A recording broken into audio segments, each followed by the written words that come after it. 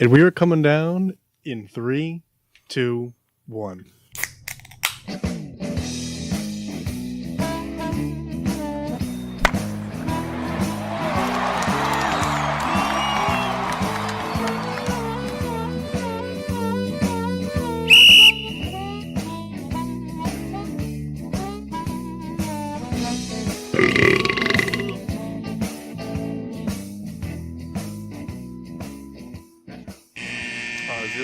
Zero. Welcome to Getting Sports with Drunk. I'm your host, this is Cupcake the Riddler, and I'm joined by Machcine Washable. Yep.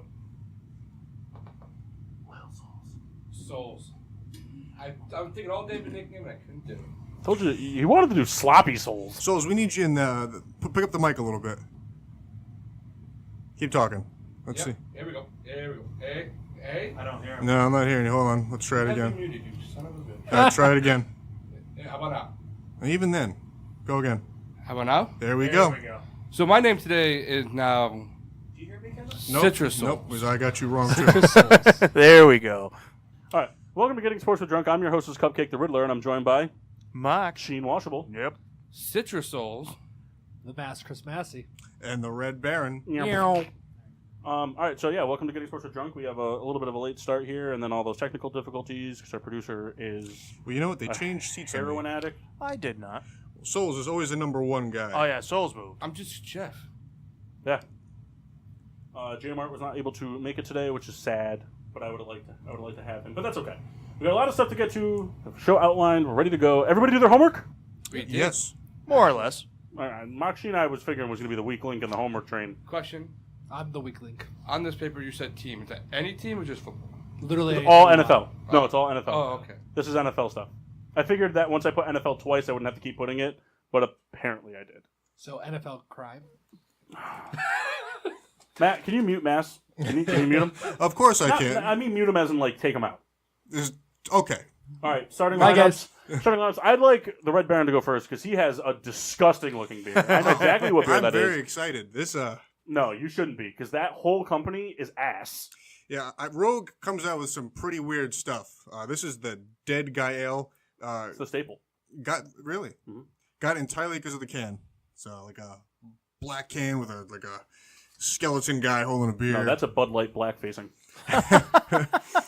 So I'm excited. Got it for the can strictly. But Citrus Souls? I have Lil Juicy. A citrus beer for Citrus Souls. From Two Roads. Probably going to be sweet. and For 2 roads. Sweet as in like sugary or sweet as in like awesome? Sweet as in both. Okay. Probably not the first one, but definitely the second. Yep, okay. That beer has been featured on the show before. Yeah. Ooh, Mock with an expensive brew. I have from Single Cut Brewing. It says Single Cut Beersmiths. I like that. But it's the Jenny Said Ale. Double IPA. It's just Genesee. It's good. Mass Chris Massey? Well, Riddler and Citrus Souls today got me my beer because I was late. So I am. When you ask somebody to buy your beer, you get gross beer. It's how it goes. I am drinking Guinness Blonde today. Unless it's me. You guys usually buy me what I like. Well, that's because it's not like for you. A gross beer is like Milwaukee's Best, and not gross as in like just gross in quality, but like you love it. So I'm cool with that. Like you have a very limited range of beers that you like, so I try to get you what you like so that you'll enjoy it. Thank you. And I have from here in Connecticut, I believe, somewhere in Connecticut. Yep, in Kent, Connecticut, makes sense because it's from Kent Falls Brewing. I have the Coffee Maker. It's got a grizzly bear on the bottle. It is a coffee ale. Question about the paper you gave us here. Is it all time? For what? Like stars or It should be current. current? You need that back, Souls? Just keep it. No, it's, make it current because it goes with the story. It's got to be current stuff. Yeah, I don't we'll get to what all these paper things shuffling around mean. Toast of excellence, Mass Chris Massey. You want to go first? I'd like to give a toast of excellence to the Cleveland Browns for finally signing a kicker. Boo. I wish Jeff was here. Boo. You have private stock floating around? Oh, yeah. Yeah, right it's right on. next Right, to Kyle, that's- actually. Here you go, Mass. Thanks. Take this while you're at it. Kick it off. All right. My I said kick it off. Ah. I'll take that. All right. And nobody else caught it. But I missed it. my toast is to Austin Rivers for his confrontation with the fan. Was it last night or the night before? Very nice. Walking through the tunnel, guy tells him his dad sucks at coaching, squares right up. Like, what'd you say? I suck. My dad does not. Guy's like, I ain't say nothing. Mine's to the new football league, the AAL. AAF. AF, and he stole my. The AAL. Hey, man. American. You guys didn't even watch it. I No, we watched didn't. a couple I games. watched it. We, You didn't watch a couple games. You watched a couple minutes. I watched Trevor Richardson score a touchdown, baby. Souls and I. Yep. Souls and I watched the highlights today. Do That you was know that, what we do you know watched. that the team that has Zach Mettenberger also has Christian Hackenberger? Zach Stacy's a part of this league. Yes, he is. Me and Kendall were talking about that the other day. Zach Stacy's coming back. Better than ever. All right, big so are we fantasy picking performance. teams for the? I couldn't get. No, we're not picking teams. I tried to get like an Excel spreadsheet, but it was like too much work to get it done. I tried to get it so that we could do fantasy for this, but it was just so much work. They have a fantasy thing on their website. Done. That's awesome. So my first round pick is Trevor Richardson. Stupid. Zach I'll Stacy. take Louis Perez. Or Quentin Patton, because he had a hell of a game. I'm taking Metten Hackenberger. He did terrible. If Not we ever both of them. decide, I'm being a San Diego fan just by default. Because, well, it was the Oh, AAF, not the AAL, but now I have to default to something else. Throwback Which I was jerseys? not prepared. I'm going to go out the San Diego Fleets jerseys. I really like them. They got like the battleship thing going. I for think the them on best side. jersey, though, was definitely Utah's. Salt Lake City, whatever the hell they are. All right, save it. Save it. Sorry, I was just... My choice of excellence is to the NFL for not only as a Chicago Bears fan, back-to-back Thanksgiving games, because they released 2 Thanksgiving games already. Bears Lions and Cowboys Dolphins for whatever reason. But Bears playing on Thanksgiving back-to-back years. 8 o'clock game can be Bengals Ravens. Gross. And then also to the NFL, now this is all biased, of course, but for the first time in I don't know how long, a Super Bowl team isn't starting the NFL season. Really? Yeah, it's Bears Packers. I could have I sworn. have to look it up because I got that from a not necessarily unreliable source, but sometimes shifty source. But he told me that No, because I called him. that's true. Is it? Because I called him to tell him about the Bears being on Thanksgiving because he loves when they're on Thanksgiving. He's a Bears fan, guy I work with, and he was like, "Yeah, they're opening up the season against the Packers. Like it's not the Patriots or the Rams." Well, I'm like, because it's the what? 150th anniversary, so they're kicking it off with the oldest rivalry, Oh, or the 100th anniversary. Sorry. that's nice. makes sense why they do that then. Yeah. That's And cool. then So the 8:30 game would be Steelers Patriots, or the Patriots could rub it in our face. They got 6. Patriots are gonna go up against Kansas City. It was determined whoever won was gonna go up against who they faced in the Oh, championship. is that what game. they said? Because there was rumors around that they were going to throw the Steelers in there. Just No. So, Hey, can we crack these? Yeah. crack thank it. God. And then we'll drink him, and then Riddler has a football play for us. Player, God. And then we'll have Mass's momentous moment. Oh, yeah. All right, bad decision was made today. I do have the NFL random player. I also have something to add to Mass's segment when we get to it. Assuming he doesn't already have it, that's why I'm going to wait for him to go. But yes, today's NFL random player, another wonderful reason why Jeff should have been here. Today's NFL random player is a linebacker who Alex played Alonso. for the New York Jets from 2004 to 2007, and then the Saints from 2008 to 2013. He recorded 871 tackles, had 12 interceptions, 11 forced fumbles, a 3-time Pro Bowler, Super Bowl champion, NFL Defensive Rookie of the Year, New Orleans Saints Hall of Famer. But how many sacks did Jonathan Vilma have in his career? Wow. 74. I'm going to go with 81. Son of a bitch. He's going with 57. 76. 57? He played how many seasons? He played from 2004 to 2013. 79. Now, this rule's never been implemented before, but I'd like to implement it tonight. All right. I think that if everyone's way the fuck off, they should have to do an around the horn. He had 10.5 sacks. That's it? He's a linebacker. He was a middle linebacker. Yeah, it makes sense. He wasn't a blitzing linebacker. But you know, it's funny. But he also paid a lot of guys off for sacks, so those should count.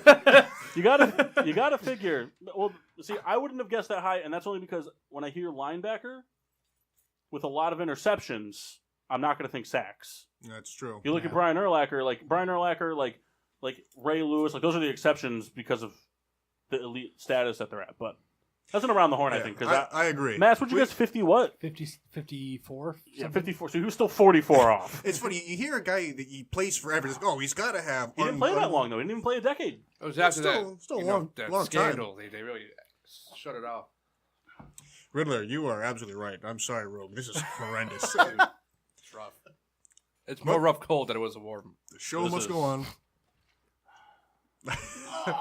Oh, Yeah, so it's not- what? Okay, hon? I just got this by chance, or Yeah, it's a Romana Black, so it's Black Sambuca. ooh, I'll be having this. I'll have it after this. No. Are we allowed to dump beer out on the show? Like, not finish? No, do not Can throw I save that. this for when Kendall asks for a beer later? Is it not good? No. Well, listen. Put it in the journal. We'll talk about it later. No. Why? I don't know if you can tell how much yeast is in this fucking thing. Yeast. All right. Mass's monumentous moments. Do you have them? Are you ready? Well, let's go. Stop drinking beer, you fucking lush. That is not great. It's like a coffee sour. Yeah, it's not very. Yeah, it's like... For this day specifically in sports history, there was only one that deserves being talked about. bullshit. Go ahead. In 1997, Bill Parcells becomes the head coach of the New York Jets, which leads to the tumble down to Belichick residing on a napkin and becoming the head coach of the Patriots and the greatest of all time. Big tuna. Hey, it's about time for you to get out of here. Hey, also on this date, Mike Tyson got upset by Buster Douglas. In Tokyo, I know. And on this date, the greatest NBA All-Star game ever was played. Was it the greatest ever? Oh, yeah. Oh. You remember that one, right? I think it was, what was it? Is it because Michael Jordan was the MVP? Was it 03? I don't remember. 2001? Hey, what's up, Uncle Bob? It was the one with Jordan, Kobe, Shaq, AI, Kevin Garnett. Anytime you got the big 2001? ticket in there, you got yourself a game. That was the one where AI like flipped the ball up to himself and then caught it under his arm and laid Okay. it up. Yeah. that Remember was that one? 2001. Yeah, that's like the greatest All-Star game ever. I don't watch basketball. I'm It doesn't. sorry. It doesn't matter. You look up sports in this history. Did you know that Kobe Bryant got into a 3-point back and forth shootout with Stephon Marbury in that game? Marbury won. You really? I have no. I don't remember. The East but won. You want to know another notable fact? When they won, you know who came off the bench first to celebrate with Stephon Marbury? Milwaukee Bucks Ray Allen. Yeah. Come on. Dick. Get the All right, balls. 96, there was the 46th NBA All-Star Game, which Michael Jordan won MVP for. No, but that's. Oh. Have you guys ever seen? You mentioned Mike Tyson. You ever see the video like that really weird white guy he fought that talked a real lot of crap? You ever see that really long video? I think it's like an hour and 40 minutes or something like that. He's not in the whole video, but like he's in it like singing Phil Collins and there's like a tiger. That's a pretty cool video too. The guy he fought, it was so funny. He talks about like wrapping him in a cocoon, then he gets beat in the first round. Right. So Well, the best quote, he's like, "Anyone who doesn't think I can beat Tyson's got a big dump in their pants." And we're just looking at him like, "Oh, you're gonna die." you're gonna lose an ear, man. No, that's fine. Ken, are you having a rough time over there? I had the Sambuca. Was it not great? No. All right, so we started talking about it a little bit in the Toast of Excellence, but I thought it would be good to talk about the Alliance of American Football, otherwise known as the AAF. It had its inaugural weekend this past weekend, Saturday and Sunday, and I'm pretty sure I remember reading on Saturday. I think they were on CBS. Yeah. They actually beat the NBA Yeah. for Wow. for ratings, and that was when the Rockets were playing the Thunder, which was like a real hyped up game. Because you got Russell Westbrook's triple-double streak up against Harden's 30 points a game streak. They both, kept it going. But still. Rockets won that game, right? No, I think they lost. Anybody? They lost, right, Kyle? Didn't the Rockets lose to the Thunder? Didn't Paul Yeah. George put up 42 Paul points or George. some shit like that? Yeah, they came back. All right. So- Well, no, I mean... So we'll figure. Did anybody watch any of the games? Anybody? I watched some of the highlights. I I wasn't home. Well, let's talk about. I mean, we could just talk about. Saw that How is this quarterback gonna- get his head ripped off. Yeah, and it was a legal hit. And they Yeah. didn't flag. Yeah. That was against my. Those officials are already punching their ticket to the NFL. But I mean, we could discuss the impact. It's not an NFL Official sponsor. affiliate. Yeah. I think Sign that's them- only a matter of time. Yeah, I think it is too. It's 8 teams on a 10-game season, and It's gonna be it's the- it's a compilation of players that didn't get drafted, players that didn't pan out in the NFL, like Zach Stacy and Trent Richardson and all them. And then it's also players that played maybe came out of college in the 6th round, had 2 years in the NFL under their belt, but were hurt for them, and the team just didn't pick up their option, and nobody signed them, so they just drifted by the wayside. So I mean, you look at all the talent in this, and I don't think it's the Trent Richardsons, the Zach Mettenbergers, whatever, the Trent Richards. I don't think these are the guys that they're the ones that are going to get the tickets sold initially, but those aren't the guys I think that the NFL is going to be looking at because they've already had their sample size given. Yeah. But Yeah, well, it's interesting you said that because even in this, it's only the first game. won't be played. surprised if a kicker comes out of this first season No. to sign Nick with an Novak. NFL team. Huh? Nick Novak. The guy By the who's Chargers. The guy from the Chargers, Yin-Sun Chu. Yeah, he's there. I know. Nick Novak was also a Charger, wasn't he? Yeah, Yes, he was. he played for Atlanta. It's gonna turn into the G League of football, which I think is something that the league sorely needs. Well, it's not going to be like the G League or anything like that because it's not going to be. They're not going to get it to the point ever where every team's going to have a farm system. Yeah, it won't type be a of thing. developmental. It's going to be, It'll be developmental, but it'll be like a free agent. but kind of it'll be like a developmental. bigger version of because some players, some of these free agents that don't get drafted, like the Philip Lindsays. I mean, he went to college. He's a bad example, but a good example at the same time. There are players that come out that went to college for 3 years, didn't even declare for the draft because they didn't think they would go anywhere. And then they went and they got a job doing something in Texas, for example, and they played in a prison football league. Yeah. And then you catch someone's eye. It's all about who's in town at that moment in time. So I none of these guys that are going to get signed out of this league are going to be starters. Maybe eventually someone might work their way into a starter on a low depth chart rotation. I mean, you look at a team like Miami that doesn't have anything going. Miami could sign somebody who did well receiving wise, and by the end of the season could very well be a starting receiver on that team. I think this will do wonders for developing things like tackles and linemen. Sure, and it's interesting. Some of the rules in this league are a little bit different. Like you can only blitz 5 guys. Yep. There's going to be some stuff that the NFL, when they become affiliates, which they will start testing rules in this league, and then they'll see, oh, all right, this works. Let's implement it. The thing I found interesting, we talked about it on the show, is having the referee in the sky. Yeah, That's going to be the biggest thing able that to they overrule don't want to do. Pass interference and make calls.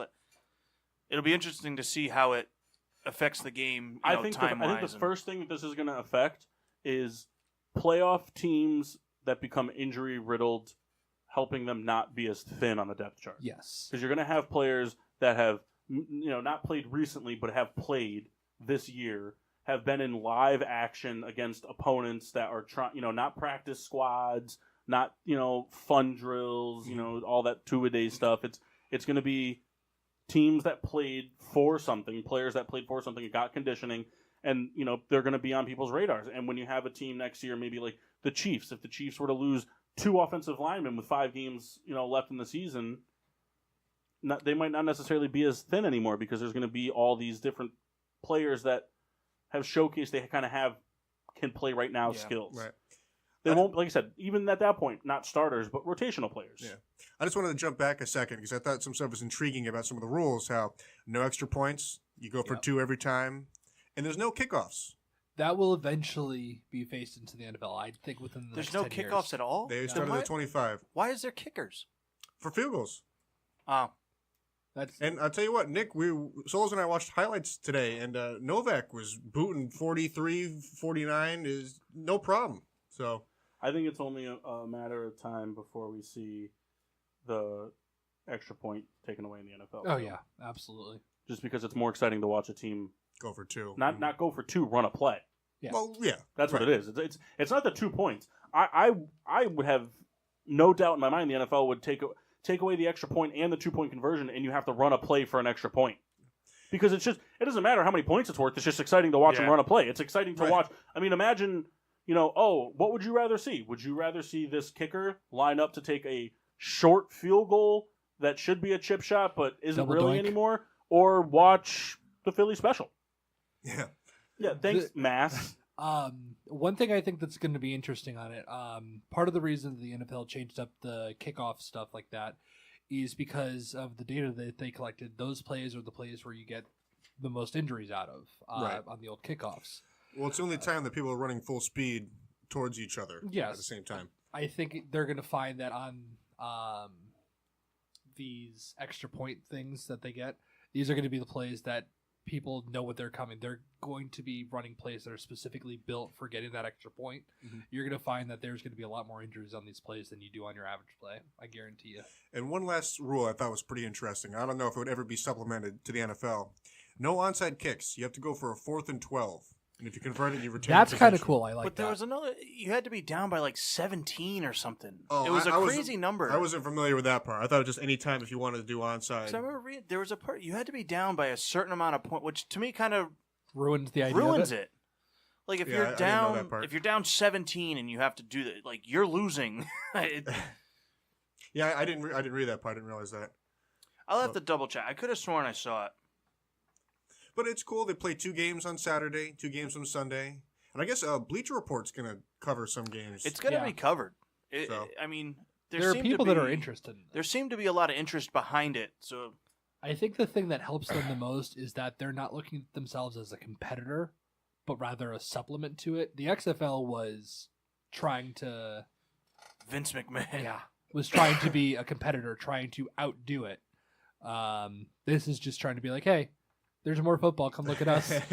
We know how to play football, too. In Texas, fans just go nuts for any Oh, type yeah. of football. Yeah. Well, the thing with the Texas team, I was looking at the roster for the Texas team, and a lot of the players that are on the field for the Texas team are all college kids that played at various Texas schools Yeah. that didn't get drafted or didn't make it in the NFL. I mean, I think it was something like 48% of their roster went to Texas schools, Wow. a combination of Texas A&M, Houston, San Antonio, all kinds of schools down there, and people, that's like that at that point that becomes kind of the reverse feel of going to a Rockcats game back in the day and watching somebody that got called up to go play a Twin. I mean, like I went to the Rockcats games and saw what's his face there for the Twins, Buxton. Was it Buxton? Yeah. Center fielder? Is that his name? Was it Byron? Byron, Byron, right? Byron Yeah. Byron Buxton? Bucks. I saw him play. Was it him that played at the Rockcats? There's somebody. Yeah, he was there, but there's a lot of big name guys, though. But he was one of them. Yeah, Right, but I'm saying, but I'm not saying like Buxton's an all-star by any means, or best in the league at his position, but it's cool, and it's kind of like a reverse thing because people in Texas follow college football more than they follow professional football, and people down there like you either follow college in the NFL or you follow because they have a weird following of high school football. They have fantasy high school football down there, but like they just breathe football. I found the rule. Yeah, the onside kick thing. Within 5 minutes, you have to be down by 17 or more. that's stupid. That The part to me rules will kind of get takes it changed away. after a year. I think they're just trying to test stuff and see Yeah. what happens. But It It's just, a like little if you're bizarre. down 21, say you get it and score. Now you can't do it. You lost. It just seems like a weird Yeah. thing they threw in there. And I think, too, I mean, we've only seen one weekend so far. Yeah. But the games that were close were still, I think, a 2-score game. Some were blowouts. Hey, Christian So- Hackenberg, man, Yeah. Sucked. he's bad. he got benched, and the guy he got benched for threw a pick on the very first play. Was it Nathan Peterman? He would kill it. They didn't even play Zach Mettenberger. So now, I just thought of this in my head. Does this league have any interest in Kaepernick or Tebow? If Perhaps. Kaepernick, that's a touchy situation. I think so. I think I they don't have see why they interest. wouldn't. I But- mean, if Kaepernick goes and plays Well, plays like crap, then for whatever. for right now, there's two schools of thought on the Kaepernick thing for me for him going, and it's one, the major pro is they have no affiliation to the NFL, so there's Exactly. nothing keeping them from doing it. Right. But on the flip side of it is if they're going to have to be one of those things like, is it going to hurt their, because I think this unit as a whole, I don't know, every person that's involved with it, but I think the unit as a whole would love to get affiliation with the NFL. Yeah. Yeah. That would be huge because it would be guaranteed sponsorship, primetime scheduling, and on top of it, look how much success they had week 1 because there is no football. Yep. Right. It's football, it seems, for some of us, it seems like the season lasts a long enough time, but in retrospect, it ends very quickly. It's only Yeah. 4 months, and then 4 months, and then you have the postseason, which is a month. Whereas, like the NBA, you have it last 6 months, and then you still have a month of postseason. Yeah. Or baseball, you have it, for I don't know 7 years. Yeah, and then the postseason. It's like the MLB is like basketball, where it's it's a 6-year season followed by a 4-year postseason, but the first season's already started. So, but the flip side to it for me is that's their eventual goal. I would feel like so if Kaepernick were to come in and Kaepernick were to play lights out, It'd be a and black continue eye in to the be league. blackballed by the NFL. Yeah. Now what? Now you as a league kind of, in the NFL's eyes, are responsible for kind of reigniting, because the Kaepernick flame's always there, and every once in a while it gets just enough puff of air to kind of catch up a little bit. But if he comes in there and plays, it's going to be like someone's fucking taking a bellow to it at full speed. Yeah. And that's a $7 word. It's just that- Yes. my opinion. I mean, if I'm the NFL, I would kind of put it in their ear. Hey, have someone bring him in, because you're not affiliated with this yet. Bring him in, and just if he plays well, like someone would sign him. No, they wouldn't. He's completely blackballed. But there would be a team like P. Diddy's going to buy the Panthers. He would sign. I think you're wrong about that. I think he just sucks. Yeah, I don't think he's being. I blackballed don't either. think he's good, but I also think he's better than some of the quarterbacks All right, that well, were signed. let's- So is Tebow. Hold on. Just give me Okay. 1 second. All right. So, you got some of these quarterbacks are not as good. Okay. Would you rather have a quarterback that causes issues, I understand. That. who sucks, I or a understand. quarterback that doesn't cause issues and sucks? It's a different version of Johnny Manziel. That's what it is. All right, we've talked about Kaepernick forever. Surprised Manziel's not in that league. Could be. It's a great example, but that brings me to my He's in question. Canada, isn't he? And I think Terrible. Riddler seems to be the knowledge on this. Now I know there was a draft. Now, but is this the type of league that at any point someone could just sign like throughout the season, or is there like a cutoff? I'm not entirely sure. I haven't I don't looked know. into the complete rules that deep, because the thing is it's only a 10-week season. Right. And I don't 8 teams over 10 weeks, they can't be buys. No. So Are there playoffs? Yeah. yeah, there's a playoff thing. I don't know. I would think there's got to be a buy in there somewhere. Maybe. What Just if they could 'cause- call the I mean- championship trophy? I don't, the AAF. The Hugh Jackson. Jackson Award. But it's interesting because I don't know anything about like the roster size. I was listening that they said there was a draft of some sort. Christian Hackmer was the 15th quarterback taken in the draft. Wow. And he I started. wish I knew when this draft was happening. I would have submitted all of our game tape. Yeah. Well, you know, it's funny. I think there is some sort of thought process that even in the draft, they're like, hey, let's still go for the young guys over perhaps guys who have NFL experience. Because, I mean, a guy who sucked in the NFL and now he's been out of the NFL now for 6 years or whatever it is, you know, hey, let's take a chance on this young guy and see what How happens. old is Zach Stacy? I don't know. He's late 20s. Probably late 20s. Because, Really? Because when my first or second He's year of 27. fantasy, he beat me in. because That Riddler was played like him. 6 years ago. Well, that's what I'm saying. So He's if he about was, to be Wow. 28. so if he was young, he's probably a rookie or something. So I don't remember what. How did he get out of the league so fast? I don't remember. just The think Rams Went to the drafted. Jets. Wow. The Rams drafted Trent Richardson and told him get fucked. And No, they drafted Gurley, Trey that's right. Mason. into Trey the Mason into the tried mo- that. I was gonna say, when was Richardson? Well, I'm No, going to give they- you this because Yeah. Trevor Richardson was a Brown and a Colt. Well, let's get you in that microphone, nice. Hey, I remember Trent Richardson said his career Nice. is gonna end in Canton. Hey, who's That's to right. say? Who's He's to going say? to be a Brown again. He's gonna be sweeping that place. Can we very quick sidebar, like 2-minute sidebar? I'm curious as to the thought process that went into the Browns picking a punt. I really am, because with how good What'd you risk? nothing, but you got Chubb that's starting. Yeah, but Chubb's not a receiving back. $1 million. Yeah, True. but it's $1 million. Oh, is that all it was? It was $1 million. Yes. Oh, all right. And you got to figure, John And he's Dorsey. probably not even going to play. because Dorsey's he's the gonna guy get that suspended. drafted him. Well, Dorsey's the guy that drafted him. But I'm saying, but he's probably not going to play. He's probably going to be out suspended because he's still on the commissioner's list. So he's probably going to be suspended for the year. And if he's suspended for the year, then you now have signing rights to him after that year, and you don't have to pay him. You think he's out the whole season? Oh yeah. I do. I think he's I don't out the know. whole season, not because of the incident, but because he lied to the organization and the NFL about it. It's a win-win, in my opinion.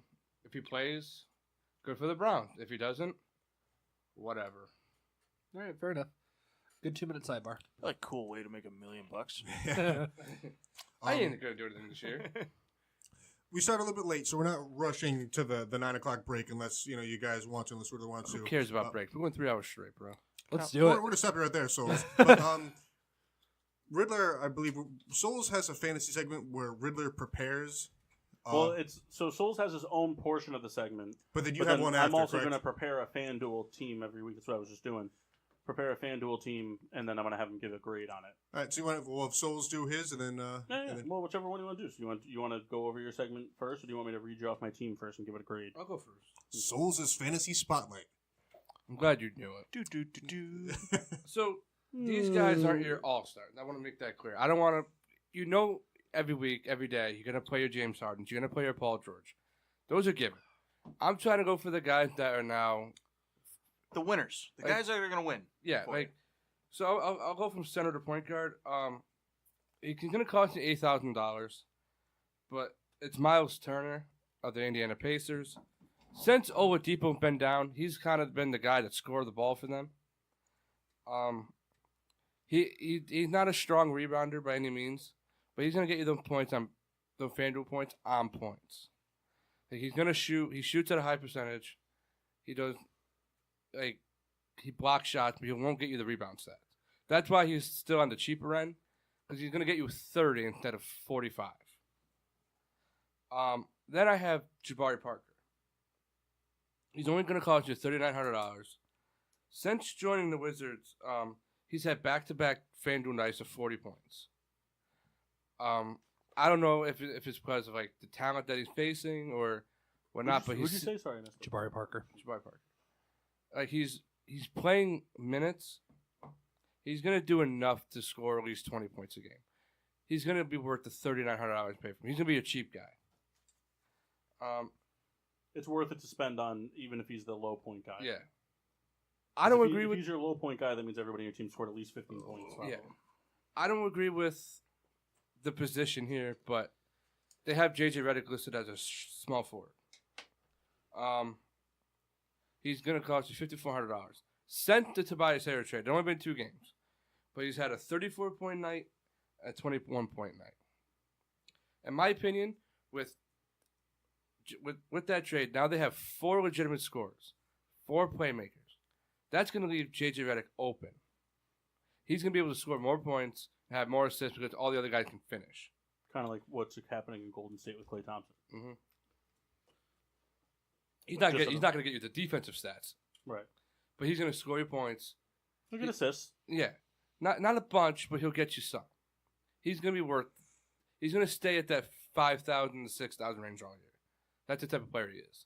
He's a scorer, not really much of anything else. Then I got shooting guard. Karis LeVert. Just came off a gruesome injury. First game back last night, I think. He played 14 minutes. In those 14 minutes, he had 5 steals. I think 12 points, 4 rebounds. He had a 30-point night in just 14 minutes. He's going to be back in the starting lineup. That's a given. He they love him there. He's a defensive-minded player who can also score. He's going to get you those big points. Steals are worth, I think, about 1.7 points, so it adds up. And I'm sorry, who was this matchup? Karis LeVert. Yeah, who for last night? Yeah, yes, that's what I meant. I'm sorry, I didn't mean to throw you in the spot there. No, I just remember they played last night. My bad. Celtics. They played the... Oh, I gotta find it. I'm sorry, I derailed the Souls train there. My fault. Yeah, way to go, They producer. They played the Bulls the last game. But it had nothing to do with that. He was playing phenomenally before he got injured. I think it's gonna help that Nets team achieve their goal. They're gonna make the playoffs, but he's just gonna be a bigger piece. Mm-hmm. And then point guard, who's gonna cost you roughly about $7,000, but might keep going up. It's Dennis Smith Jr. Only scoring option on the Knicks. So what are you saying? The Knicks suck. That's what I thought you said. Just want to make sure we're on the same page here. He plays about 30 minutes a night since he's a Knick. It seems a lot more because he's always on the court. He's averaging 14.7 points a game, 5 assists, and about a steal a game. If you do the math, that's about 23 points, but he does more than that. He had a 30-point night. He's just the only option for the Knicks and the only bright spot that they have looking forward. They have DeAndre Jordan, but DeAndre Jordan doesn't score. Right. So they're gonna look to. He's gonna look to score like. DeAndre Jordan's going to get you 25 points off of defense and rebounds, and when he has a scoring night, if you have him, great. If you're going against him, sorry. Souls, you can't get lost in your phone. Oh, that's all I got. Well, then you should gotta say that. Just whatever. So that's Souls' fantasy spotlight. Now on the flip side, the Riddler prepares a lineup, and Souls gives it a grade. Yeah. So Souls, you ready? D minus. So this is on FanDuel because this is the sports gambling app that Souls and I use. Love it. Yep. Love wasting Not money. sponsored. Say not a sponsor. Not yet. Mock's done it once. Won me $50. Mm-hmm. You won $50? Yep. Dick. You weren't getting it. So this is breakfast. my team for this is for tomorrow because it's too late to submit a team. So tomorrow it looks like we've got Boston at Philly, Utah at Golden State, San Antonio at Memphis, and the Lakers at Atlanta. And it looks like those are the only games on the schedule for tomorrow. It's going to be a light week because the All-Star game's coming up this weekend, right? Yeah, Friday. Right. Are we So playing in it? this is my FanDuel team. I'd Alright. like to lead off. I have $800 left to spend, but I can't find a way to upgrade it without completely really shifting everything around. So Okay. take it for what it is. 'Cause I feel like that should be part of the grade, how much money got left over, you know? Yeah. You don't have to spend it all. It's not a requirement. Right. So at point guard, for 8,800, I picked Ben Simmons for all-encompassing stats, you know. So far, A+. And then for 6,200 at point guard, I picked Rajon Rondo because Ball's not playing. Now they're playing Atlanta, but he gets a lot of assists. He's a physical guy. He gets rebounds. He gets steals. He plays a lot of minutes. Right. So I figured, you know. So at shooting guard for 6,200, I picked Evan Fournier. Orlando's playing New Orleans. Forgot about that one. I picked Evan Fournier for 6,200. And then at the other shooting guard position, I picked DeMar DeRozan against Memphis. I could have picked Clay, but I'm not really sure on that team who's going to be the guy. And they're playing Utah, so it's not like they're not playing a bad team, but it's not like they're playing like the Rockets, where the Rockets are going to continuously like keep up with them and score. So, at the small forward position for $5,700, I picked J.J. Redick. And then on the flip side, for $5,300, I picked Gordon Hayward because Kyrie Irving's not playing tomorrow. So they're going to look for some scoring. At the power forward, for $7,200, I picked Tobias Harris. And then for $5,400, I picked Derek Favors. And then at the center position, I picked JaVale McGee for $6,300 against Atlanta.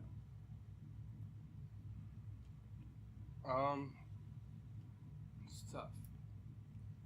I personally think that Embiid's going off in that game tomorrow. Right. But like Embiid goes off pretty much any night he plays. Right, and it's also $5,000 more dollars than I'm spending on JaVale McGee. So since Kyrie's not playing, Ben's not really going to have to worry about anybody really trying to guard him that much because they would usually play off of him. So Ben's going to have his assists. Unless he wants to shoot threes, let him keep fucking trying. Fuck it. Just not tomorrow. Harris has already proven that he can be what the Sixers need, so I think that's a good pick. Redick, I already explained it. JaVale McGee's tough. You don't know what kind of minutes he's going to play. We've been playing a lot lately. But that's the Lakers, though. They can go small at any moment. I understand. Well, his last 3 games spread was 27, 29, and 42. Okay. If he plays the minutes, he's going to produce because that team misses a lot. Mm-hmm. So he's going to get a lot of boards. Fournier's also tough. He's having a down year. Still averaging 25 points a game, though. And then I picked DeRozan. DeRozan's is always a solid pickup, especially against a weak-sided team. So, I could upgrade DeRozan for the $800 I have left. I could upgrade to get Butler, but that's kind of a gamble. And Donovan Mitchell. But Mitchell's playing Golden State. I would pick Mitchell because he's their big-time scoring option. They don't really have a lot of scorers anytime. Another guy I would have considered getting was... Fuck, not the teams already. Obviously, Drew Holiday's always a pick because you don't know what you're going to get out of Anthony Davis anymore for the rest of the year. Oh, if you wanted to have power forward, Ivan Rapp. Just so you know, though, that Holiday is $1,300 more than Donovan Mitchell. 13. Sorry, 12. Donovan Mitchell's 8,300, and Drew Holiday's 95. And who'd you say? Ivan Rapp. If you needed to make a lower guy, he's been the center since the Gasol trade rumors and everything. He's really put up a big stat line for them. Hey, what's Omar Asik go for? Nothing. Why? Do you think he'll have as dominant of a time against Powell and LaMarcus Aldridge? Against Powell, yeah. He's just going to be the big rebound. He gets 10, 12 rebounds a game and puts up 10 points. Yeah. So what's the grade? B. Flat B. It's being submitted. My team tonight sucked. Yeah, my team's not good. It'd be tough to remember. Mine but too. You should guys come back next week, with how the team actually did to kick off the segment. Well, hey, I made $20, or yeah, they did awful. Souls, you owe me $20. It's gonna be interesting. But you got to remember, it's just if you How play much every is a day. buy-in? It's an every night anything thing, from- so it's tough. That's You what I can mean. buy in. There's free competitions. There's $1,000 entries. Souls not usually do anything from 2 to 5. Souls does $5,000. What's Sometimes your? ten. Well, the thing What's is- the most you've ever won if you do a $5 bet? You can win 125. No, all right. If you do, but there's different pools you can do. So you can Right. do where you're 1 out of 100 people. You can do ones where you're 1 out of 10. The less people, the less the winnings. So like a $2 league, you can do 1 out of 10. But if you win first prize, you get $10. Yeah. So I mean, you win $8 more, but Just more so for right. the fun. So at that point. if you're doing it for the fun of it and you don't want to your reward versus risk doesn't have to be that high, then it's fine. But if you play in a $2 Yeah. league for 100 people, And then you spend $1,100 on Carl Anthony Towns and you get you 6 points by halftime. You just want to strangle somebody. Well, the thing is, too, for both these guys, for Souls and Riddler, you play in these smaller pots or whatever, and you could still win. You can still win. I don't know if he does it, but I only play in a 100-people league, so there's only 12 people can win. 'Cause if I do the big money league, I'm just going to get frustrated. I'm not winning $2. Well, perhaps every once in a while, you mix it up, but No. not no from Souls. Souls disapproves. But lately, though, once you get down low to money, I usually win $20, so I have more money to keep going. Nice. Nice Yeah. indeed. Nice indeed. Well, it's a little early, right? We started a little late, but we're going to break. So we got a big hour coming up. Yeah. Yeah. Yeah. This is exciting. Machcine, Baron, Rita, please make sure you fill out your sheets. Oh, I got mine filled out. Okay, good. Well, I, gotta Pass fill them mine down out. when you I need get a them. pen as well. But Got you coming. All right, hold on. Just throw like 13 pens at him. Oh, God. but I'll we're get it gonna- later. We're going to break when we come back. We have a kind of a game segment to go about for everybody to compete in, except for myself. And then we got some fun stuff to get to in the third hour. Ooh, Mike Hatfield checking in. What up, Mikey? Kind of Just in time for break. More fun hour. So yeah, we'll be back in 5 minutes. Hatfield, stay with us. Bye.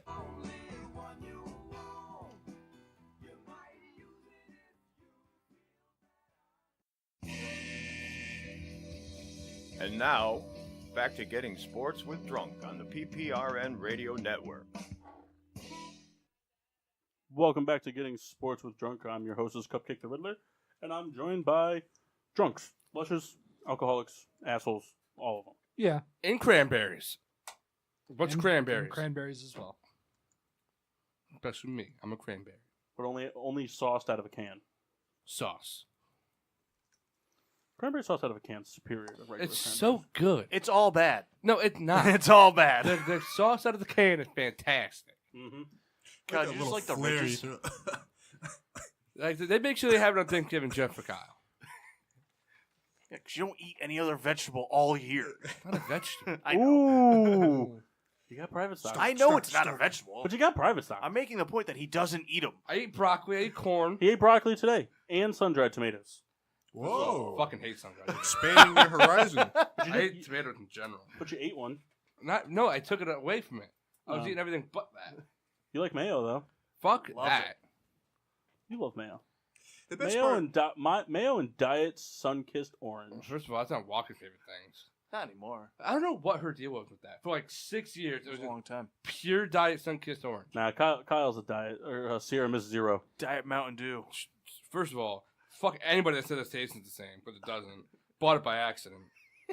The worst fucking thing. I've bought it by accident too. It's pretty terrible. Yeah. What is it? Shout out to Aunt Diet Walker, Mountain by the way. Dew. Oh. It's fucking trash. It's like, hey, here's Mountain Dew we boiled down to sewage water. Like you think it's like, oh, cool, I got Mountain Dew in my hand. And you're like, Yeah, fuck, it's it's terrible. Diet. All right, let's see how it goes. Fucking terrible. It is by far the worst of the diet sodas. I don't know, Diet Coke's up there, too.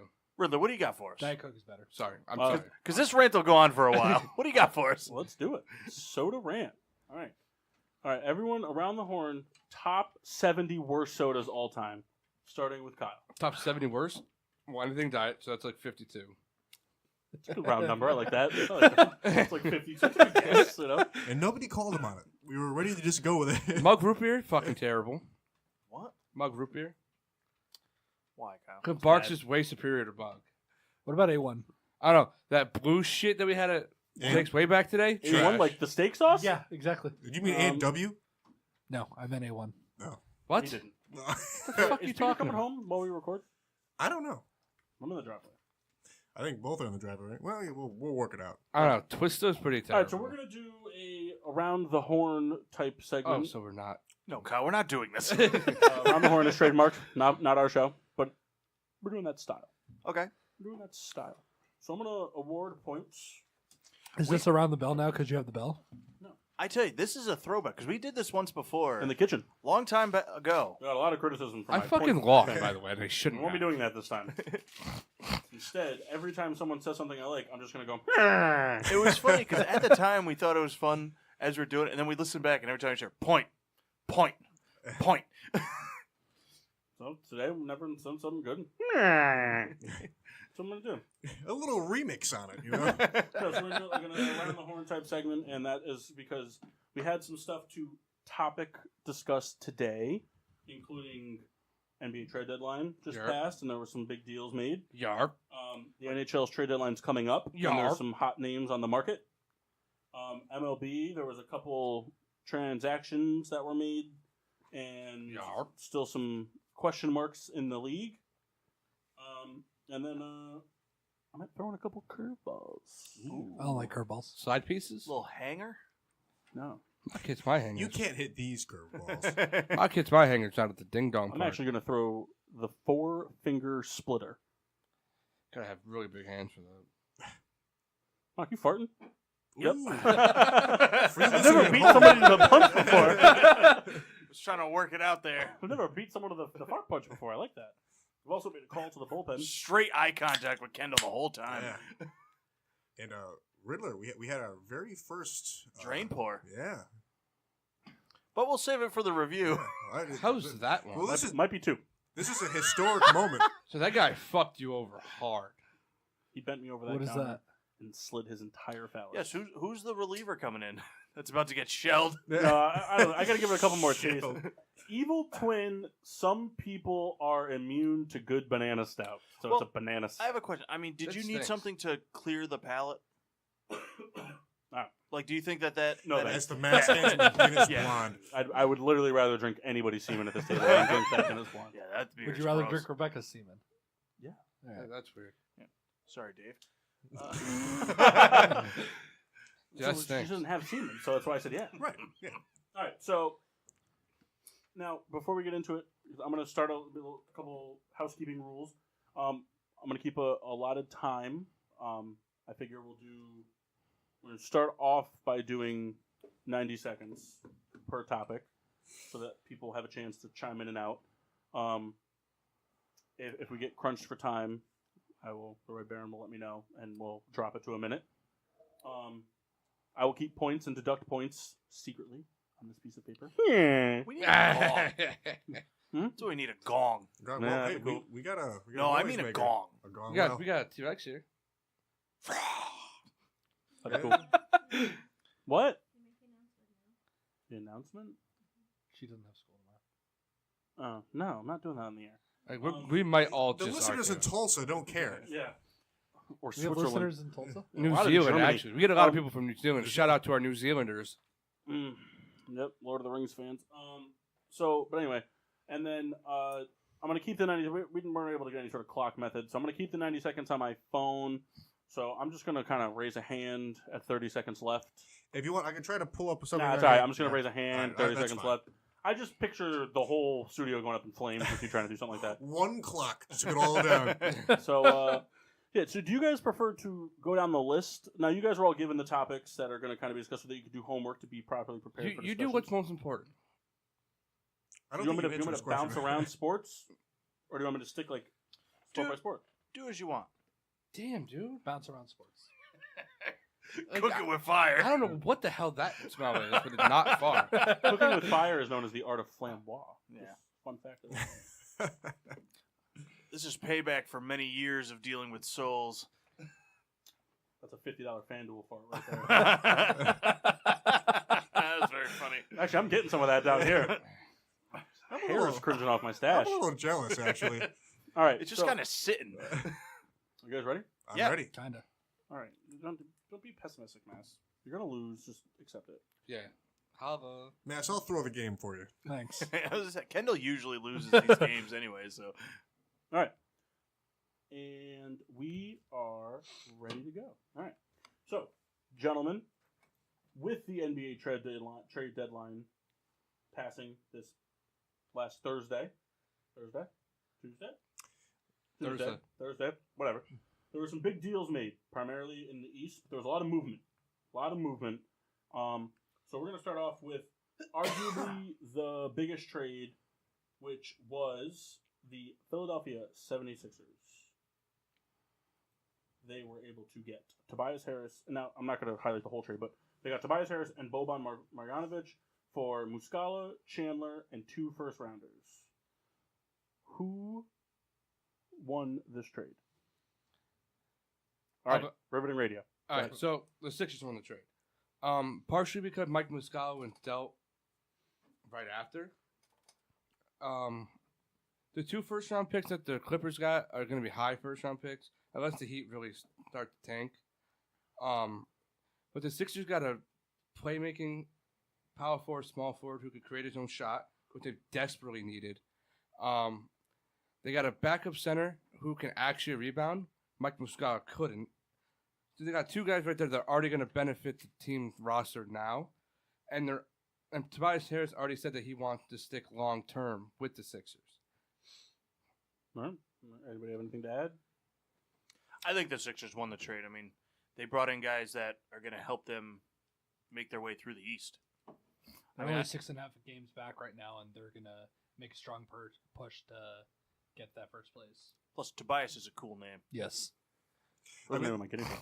There's a lot more to what the Sixers have done. We haven't kind of realized to pose any more questions, but the Sixers have kind of positioned themselves in a way that it's a win now Yeah. time. Yes. So now they're kind of emptying certain luggage. I'm not gonna give away all my hand now. You know, But- after the trade happened, me and Kyle were talking, and we had some similar conversation of like who won. And I said, if I know the NBA player's name, that means you're good. And I knew the player's going to Philly. I forgot to announce the bell. Well, it's a nice addition. Yeah. All right. Real quick, it's going to be 5 seconds per person. So I'd like you to go around the horn on this one, okay? Ready? And you will it's going to be a point or a minus point. That's it. There's no point. Okay? You guys ready for this? No. Does the friendship of Tobias Harris and Boban, having played for 3 consecutive teams together as a unit, help or hurt the team chemistry of the 76ers? Help. Help. Help. Help. Okay. Can I just explain why? Yeah, I was hoping you would. Oh, wow. Oh. I would've gone- You had Chem- 5 seconds, and you guys... So- Chemistry is help everything in the takes a NBA. lot less than 5 So, seconds. The thing is, Boban, a fantastic guy. Taking pictures with babies and everything. And him and Tobias are like the greatest of friends, and they're just great. Anybody else have anything to add? I do. In the NBA, chemistry is everything. Having played on 3 teams together speaks volumes to the success and will be beneficial moving forward. Having team chemistry, like Reed said, does make a difference. That's how you get the rest of the team to buy in and actually start playing towards the championship. I think just having Tobias Harris a little more comfortable coming into a brand new team is going to help him acclimate. So you guys all have better answers than me. Well, They Kyle, did. we're the real Sixers fans here. Very true. I'm able to admit that. J-Mart. But Boba had a pretty sick fucking picture with a 7-month-old baby, and it was like, Is it cooler than Boban riding a quad through the Clipper Stadium? and also, no. That happened. Yeah. And it was also, Boban was on a normal quad. He's 7'2". That's awesome. and it was also, when he got traded, Boban tweeted a picture or tweeted something about how being traded from Bel Air to Philly with the French Prince of Bel Air going and rewind. Yeah. Riddler, can I have your microphone on the interior just a little bit more? That's Perfect. funny Is as that hell. better to go fuck yourself That's with? perfect. Thank you. That's Now funny I as can't, now hell. I can't read my notebook. So I'm take sorry. these headphones and disperse. So fun dude. All right. So another move by two teams not making a championship push this season. But I would like to get your guys' take on it nonetheless. So we had the Chicago Bulls trade Bobby Portis and Jabari Parker and a second-round pick to the Washington Wizards for a hefty Otto Porter contract. Who is the winner in this trade? Anybody, just someone go. All right, so my opinion, I still think the Bulls win this trade. The reason is because they got a very valuable small forward and an Otto Porter who can shoot the three, who can defend. They gave up two guys who are on expiring deals, who both can easily leave the Wizards. So now, if they both decide to leave, they're just stuck with the second round pick from the trade. I get the Wizards are trying just dumped salary cap, but they're still in a pretty bad low with Wall and Beal anyways. And I think Porter would have helped them more now than those two would have. I'm going to disagree with Souls, but for kind of similar reasons. I think the trade is just kind of equalizing factors. You know, Porter with the bigger deal as well as the two expiring deals from – got their names listed here. So I think both teams in positions of really not going anywhere. I think, you know, the Bulls, they got a better player than they had, but it's not really a beneficiary. They just dumped contracts. I would agree with Red Baron. The Wizards definitely won this trade, in my opinion. Getting rid of the massive contract for somebody that was primarily coming off the bench this season is a good way, especially when you're switching for somebody like Jabari Parker that can come in as a rotational player. He can get off the bench, make his own shots. You know, doesn't have to rely on somebody to get open for him. Gotta cut you off because Machcine, you got anything to add? Well, I'm once again going to reference the rule I mentioned before. If I know the NBA player's name, he's got to be good. And I've known Otto Porter Jr. But no, I think the Bulls won the trade. Same thing, similar to Kyle said. I mean, two guys that probably weren't going to re-sign, they got rid of. And just a quick side note, if I can. No points will be awarded. That's fine. So the Wizards are only 2 games behind the 8th seed. So I think if they do make the playoffs, it's just going to hurt them more. And I think those two guys are going to kind of jumpstart them. So it's going to hurt them. I just want you guys to know, I don't want to be a spoiler. I give Chris a point because I don't know, like, is Otto Porter coming off the bench, Kyle, most of the season? Starting. That's what I figured. But Mass did a real good Sold job it. bullshitting some, like, NBA knowledge for somebody that, like, was like, do they call traveling in the NBA, like, 3 days Can ago? I tell you? So, Art of the sell. He was saying it. I happened to look over, and Kyle's just like, all right. This one, I'm gonna start assigning people to start with. Yeah. And then we're gonna go in a clockwise rotation. Clockwork. I like that better. Clockwork Trademark rotation. it. We're going in the clockwork orange, starting with the orange. So another set of trades we saw. Not any one specific trade, but the Houston Rockets dumped a lot of salary and brought in Amon Shumpert in a 3-team trade. And then over other trades dumped a lot of salary. Is this a series of moves that hurts the Rockets pushing towards the playoffs or helps them? I think it helps them. They bring in a player that fits exactly what the team is all about. You know, they shoot threes. You know, the defense is kind of, you know, in between to be seen. But the Rockets are a team that they're right in the thick of it in the West, and they just bolstered the style of play that they're used to. So it helps them in a sense of, I'm not sure it does bring a little bit of defense aspect. He doesn't shoot fairly well. the big part of it was just dumping the Brandon Knight contract, which was big for them. But in all honesty, the one that won the trade was the Kings, who got Alec Burks, who played phenomenally for the freaking Cavaliers after he got traded from the Jazz. So I believe for the Rockets, it helped them, but hurt them at the same time. If that makes sense. I think it helps the Rockets, but to me, the Rockets are a team that's not going to win anything anyway. They have personnel to do it, but I just don't think they'll ever get over that hump. They dumped the salary. To me, anytime I see something like that, that's a next year type move. But I think it's going to help the Rockets in the now also. I think it's going to help the Rockets, but very minimally. But like Mox said, dumping the contract is something that you're pushing off to next year, and that's going to be something that I think will end up, hey, let's try harder next year to be able to take this to the next step. The thing was that Brandon Knight didn't play for them, so they were just trying to dump the $17 million cap hit that they had. Mm-hmm.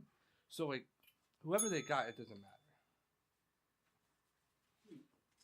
You think all the salary dump leads to more salary dump in the offseason to try to sign one of these all-stars becoming a free agent? They still way over the cap. Because they got rid of Anderson, they got rid of Knight, but you're still paying all these guys tons of stupid money. Chris Paul, James Harden, Capella. There's not enough room to sign everybody. Hey, I'll play real cheap for them if they just call. I'll go below the league minimum. $2. Is that allowed? We're going to reverse back to the first team mentioned in this, starting off with Souls. The Philadelphia 76ers finally answered the question that's been asked of them for 5 straight months. What's Markelle Fultz's future with the team? The answer? He's traded. Not on the team. He was traded for a first-round pick and Jonathan Simmons to the Orlando Magic. Do you think... We'll do a kind of a two-parter thing, so don't dwell on any one thing. Who won the trade? Do you think this new scenery does wonders for Fultz? Take it away, Souls. I'll start with the scenery question. I think it did Markelle Fultz better because he's not working with a full set of all-stars. On the other aspect of it, I think the Sixers won the trade just because they got a first-round pick and a second-round pick for him, and Jonathan Simmons. So they got a win-now guy and a future help. Fultz was never gonna fit if he can never find his jumper again. He's never gonna help the Sixers. Never was gonna. So with him being able to just be him at the point guard in Orlando, it helps them as well. So it was a win-win for both teams. The Magic, they bought because they could. They don't need if he sucks, whatever. What's the worst that happens? They're gonna suck anyways. I think the Sixers won the trade. Again, they get the picks back for him. The change of scenery, I think, is going to be good for Fultz. That matchup just didn't seem good from the start. I mean, he was hurt, then there was lawyers involved. It just wasn't a pretty scenario. So he's gone. He can start fresh. But I think the Sixers win the trade. I think the Sixers win the trade. Definitely coming back to being able to pick up a first and a second round pick for that trade. Change your scenery definitely helps. You get guys in different sports that can't handle the limelight. Players in New York can't handle the big markets and stuff like that. Playing on a team with a bunch of all-stars like that definitely can give off the wrong impression to somebody like that. So getting a fresh start somewhere will give them a chance to resurrect it. Reed, anything to add? I hate to reiterate everyone saying I agree with what they're saying. I guess No, a different point I would make is that No, I rung the bell.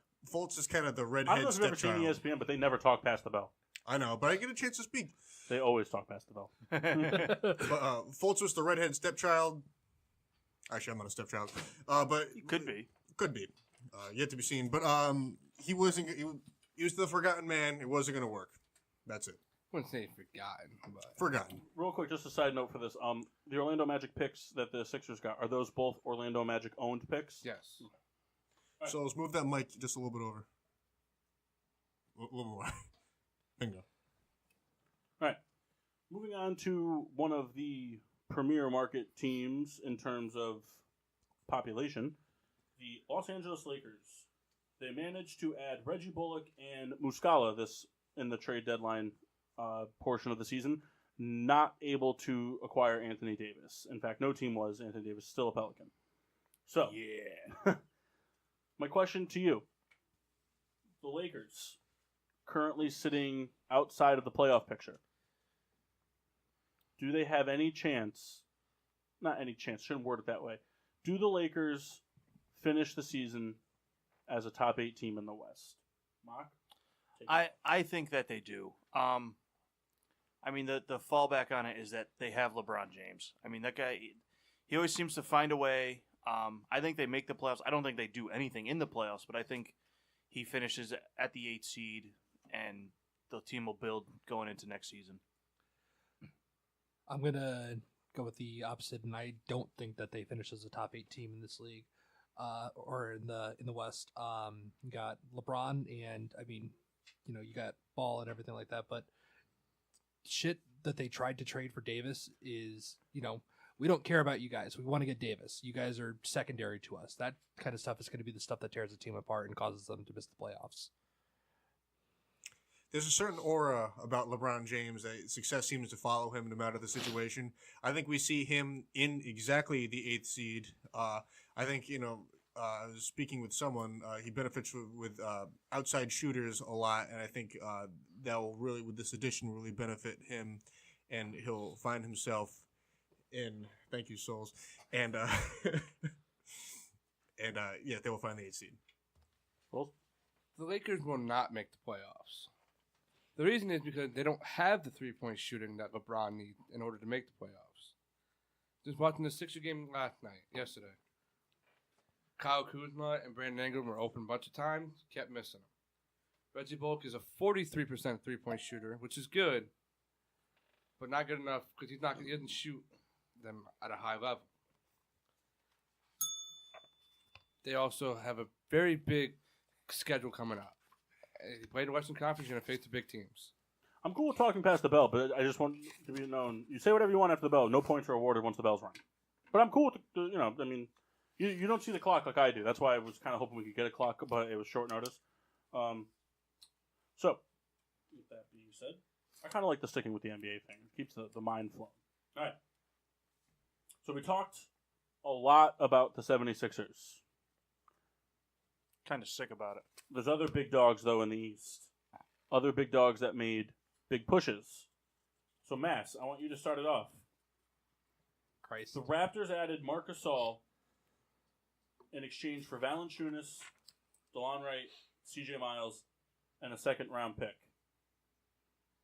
Did the Raptors give away too much for an aging center? Yes, I think they did, but I think that it was worth the rental. I think Marc Gasol is going to give them enough added help on the team to be able to make a very deep run into the playoffs. Okay. Kendall? My apologies. Deep run in the playoffs. Who are we talking about? I'm sorry. I'll take a minus point. No, I'm just gonna go to Kyle. We'll come back to you at the end and see if you can pick up what we're talking about. Okay, so Marc Gasol is anything but a rental because he has a $20+ million player option for next year. I think the trade was pretty even. They gave up a center for a center. They gave up 2 role players. CJ Miles is very lost in their depth chart. DeLon Wright plays about 15, 20 minutes a game, if that. But that was fixed today by the Jeremy Lin signing. Linsanity. Marc Gasol came off the bench last night, so it doesn't really affect their chemistry in the starting 5. He's going to play probably about 20, 25 minutes a game because he is older. He provides the scoring off the bench for them. I think it was an even trade for both teams. I think the Grizzlies didn't want that player option because he knew he was going to accept it. So they got a guy that is kind of like him without the shooting, and 2 players that come off the bench and are going to provide depth if they decide to keep him. But they probably won't keep CJ Miles, but they'll definitely keep DeLon Wright. I agree. I mean, they gave away guys that weren't really doing much for them. And the Raptors we've seen the last few years, I mean, they always kind of come out of the East as like a powerhouse team and can't get anything done. So it's kind of time to shake it up, bring in a big name, try and make that push. I'd like to add, I think they slightly overpaid, and the only reason I say this, I would have liked the Raptors to have kept DeLon Wright and gave away another 2nd-round pick instead. Can I say one sentence for You can't change get any of point, points for it. please? No points are awarded. I was writing my review. It's important. Yeah, but you could have done during the break. One sentence Yeah, for, go for a ahead. point. No. What do you got? The Raptors are in second place. This aids them immensely in their style of play. 1 point. Thank you. Move on. Okay. You ready for this question? Because you're starting it off. All right. All right. The other big dog in the East is the current best team in the NBA, the Milwaukee Bucks, led by Antler Combo. Yeah. They go out and they get Nikola Mirotic from the New Orleans Pelicans for Jason Smith, Stanley Johnson, and 4 second-round picks. My question to you.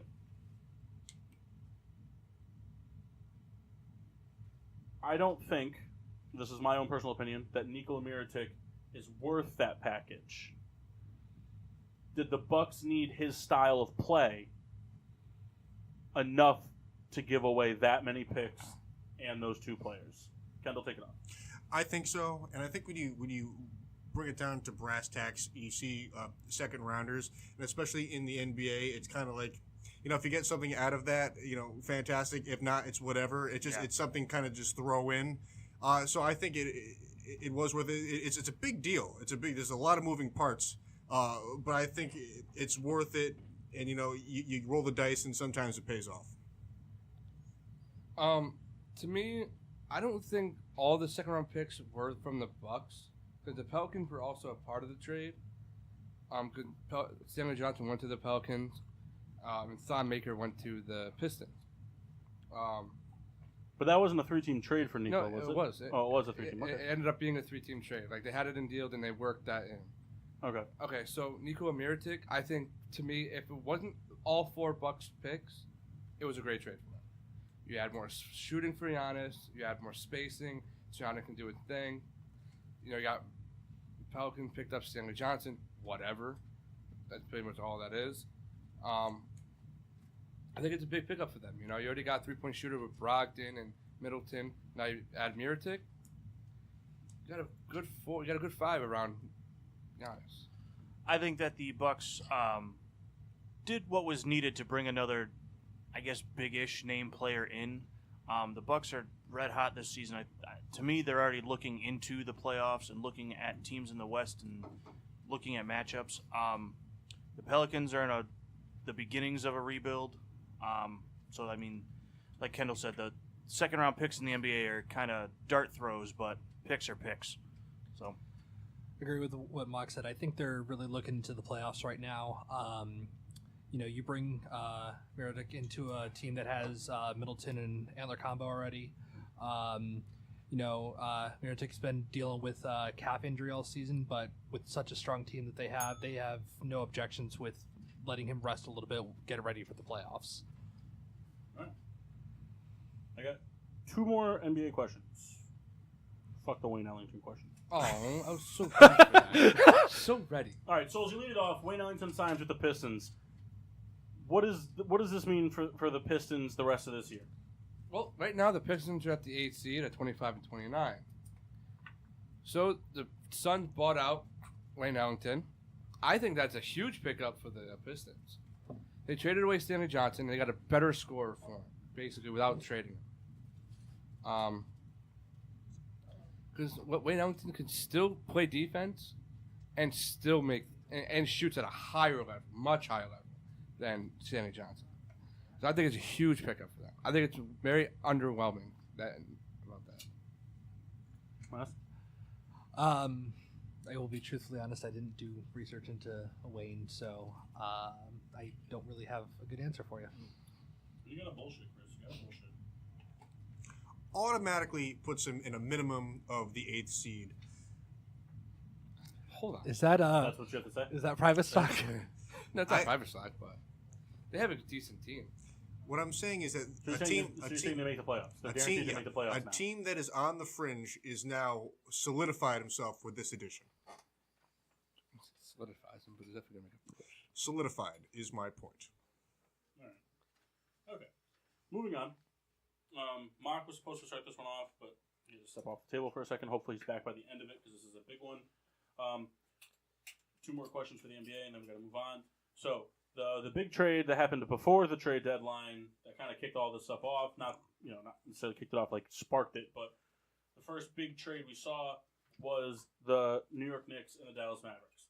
The Knicks dealt Porzingis, Courtney Lee, Tim Hardaway Jr., and Burke for Dennis Smith Jr., DeAndre Jordan, Wesley Matthews, and 2 first-round picks.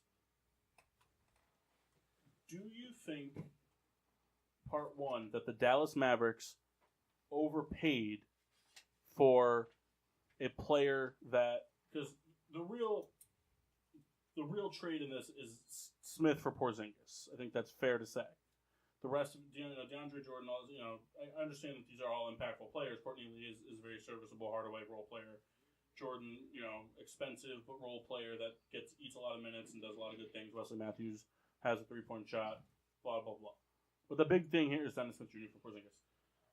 Do you think that for Dennis Smith Jr., DeAndre Jordan, Wesley Matthews, and 2 first-round picks, that the Mavericks overpaid for a so far injury-ridden player?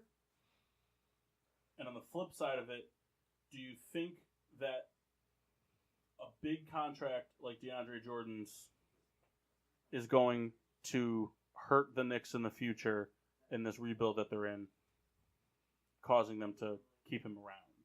If that makes sense. You guys understand what I'm saying? Yeah. Yeah, for the most part, I think. Okay, so Matt, lead it off. All right, so I do think that Dallas overpaid a bit in getting this trade going.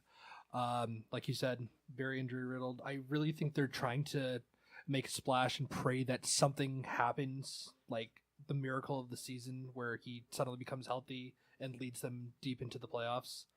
I do think. What are you laughing at? You looking at Souls for like reassurance? Well, no, you looked at him. Yeah, I always look at Souls. He's handsome. I do think that the big contract. I don't know that the big contract necessarily hurts the Knicks. I really don't know that many of the big names like Irving are going to try and come to the Knicks because they're going to be, stuck in the bottom of the barrel for a few years. They really are, even if they being in some of the big names. They're deep in the barrel. Yeah, so bringing in those big names isn't going to do jack shit for them for a few years, and these guys that they're trying to lure aren't going to be there when the team is supposed to get good. To me? Yeah. Matt's bringing some good points about Porzingis being injury riddled. As far as the Mavericks go, I think it's equalizing. No guarantee that Porzingis will be injured forever. However, that seems to be a trend for a lot of players. So I think it's fairly even. What I will say is that Knicks benefit in a sort of a way for filling crowd people in MSG because of DeAndre Jordan, which is a factor. It is important. Moving forward, it won't be a guarantee that they'll be good, but it's important. So, the Dallas Mavericks did not overpay. My opinion is that, one, DeAndre Jordan has only a half a year left in New York. They will probably not re-sign him. He will probably go else. He wants to go back to LA, so I can see him going back to the Clippers. But regardless, the Knicks now have 2 max deals they can hand out, which could be either Kyrie or Kevin Durant. Instantly makes them a top of the line dog team. Anybody will go to New York just because it's New York. That's right. The Mavericks are not looking for now. The Mavericks are looking for the future. They're looking for when the whole Golden State Warriors thing is finally over with. They're the next dog to eat. They're looking for, hey, we got Doncic and we got Porzingis. Okay, they want to be there for the next top of the line. And if they can add another piece, could they got rid of Harrison Barnes' contract? I'll tell you what. Souls needs to win this entire game for one Nope, saying. stop it. Stop it. The next Stop dog it. At to the eat. end. All right. So, real quick. This is an off-the-cuff question. So, currently, right now, I believe the NBA standings are, for the East, is the Bucks at the 1 seed, the Raptors at the 2 seed, and the Sixers at the 3? Yes. No, who's at the 3? No? Pacers are still at the 3. Pacers still at the 3, Sixers at the 4, Celtics at the 5. Now, I think it's fair to say that no matter how hard the Pacers try without Oladipo, they're not going to be able to hold the 3 seed down. So, with that being said, I think it's fair to say the top 3 predicted teams going into the NBA final or NBA playoffs are going to be Milwaukee, Toronto, and Philadelphia. What's the percentage chance that the Boston Celtics finish top 3 in the East? And do you think it matters where they finish in terms of making an NBA Finals push? If that makes sense. I would like Souls to lead this off, please. They go at there's a 65% chance of making the top 3 seed. I just feel like their roster's too loaded for them not to. They've had struggles, but I think after the All-Star break, they're really going to start to take off. I think it does matter. I don't think anybody, well, not anybody, but I don't think people want to face the Nets at the 6th seed. So if you're the 3 seed, you don't want to face the Nets at the 3 seed. You want to be, if you're the 4 seed and you want to play the Pacers, that's a lot better off than being the Nets. The Nets are a young team who are playing very well and have a very, very talented young roster. The 7 and 8 seed, you're probably going to blow them out. But I personally don't want to play the Nets team. All right. Max? Okay. I'm going to say that there is a 75% chance that they finish the top 3 in the East. I really think that they make a push to finish up there. You're asking me off the cuff, and I don't know NBA. I don't know what you want from me. Hey, BS with the best. They've been looking strong all season long. I don't see any reason for them to stop. They didn't actually make any decent, strong moves before the trade deadline to help them make a push for the top 3 seed, but I still think that they finish it out. They didn't have to. They're a team that go ahead. Denver. I think it's a 55% chance they end up in the top 3. I think they've had a lot of problems during the year. It tends to stick with you. I think All-Star break or not, stuff that sticks with you the whole time. And I think it absolutely does matter where you play because I don't think they can last against a Bucks, 76ers, or a Milwaukee team in a long series. I'm going to say one thing real quick. They can last against the Sixers. So don't doubt your own team. No, I am, because they've already proven they can beat them without Kyrie. We will see. All right. We will see. So we're moving on because we're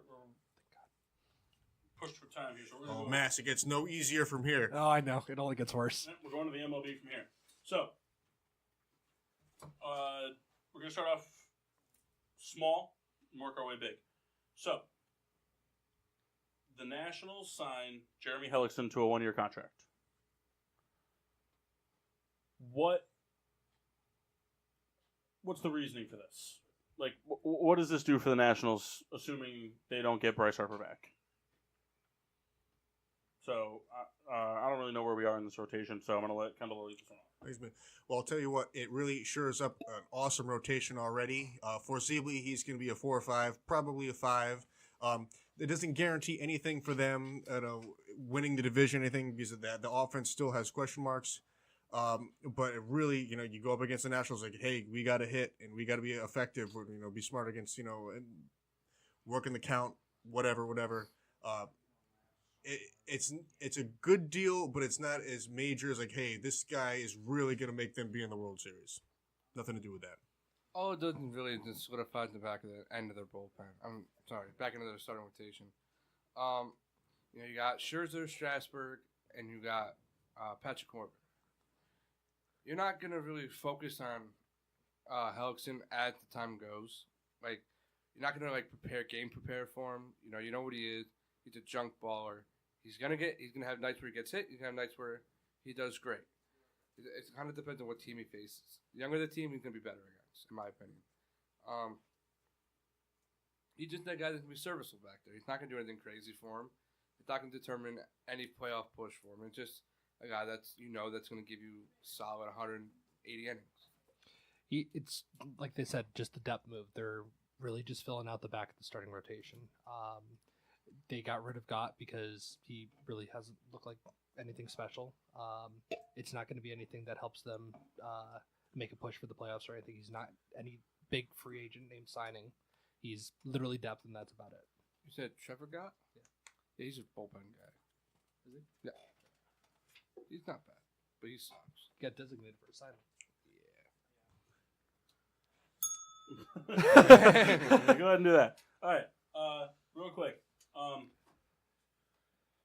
Before we get into this next segment, it's not a segment, but this next question, without giving away specifically souls, because you know what I'm going to mean when I say without giving away the next question.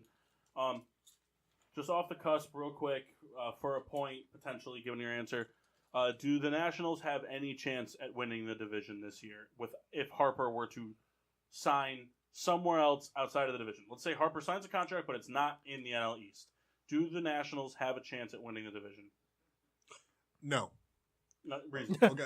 No, because I think teams like the Phillies have made too many moves. I think the Mets are always a chance to kind of be a 1 year wonder, and I just think that the offense of Washington is nothing special. Souls? They do, but it depends on the young kids.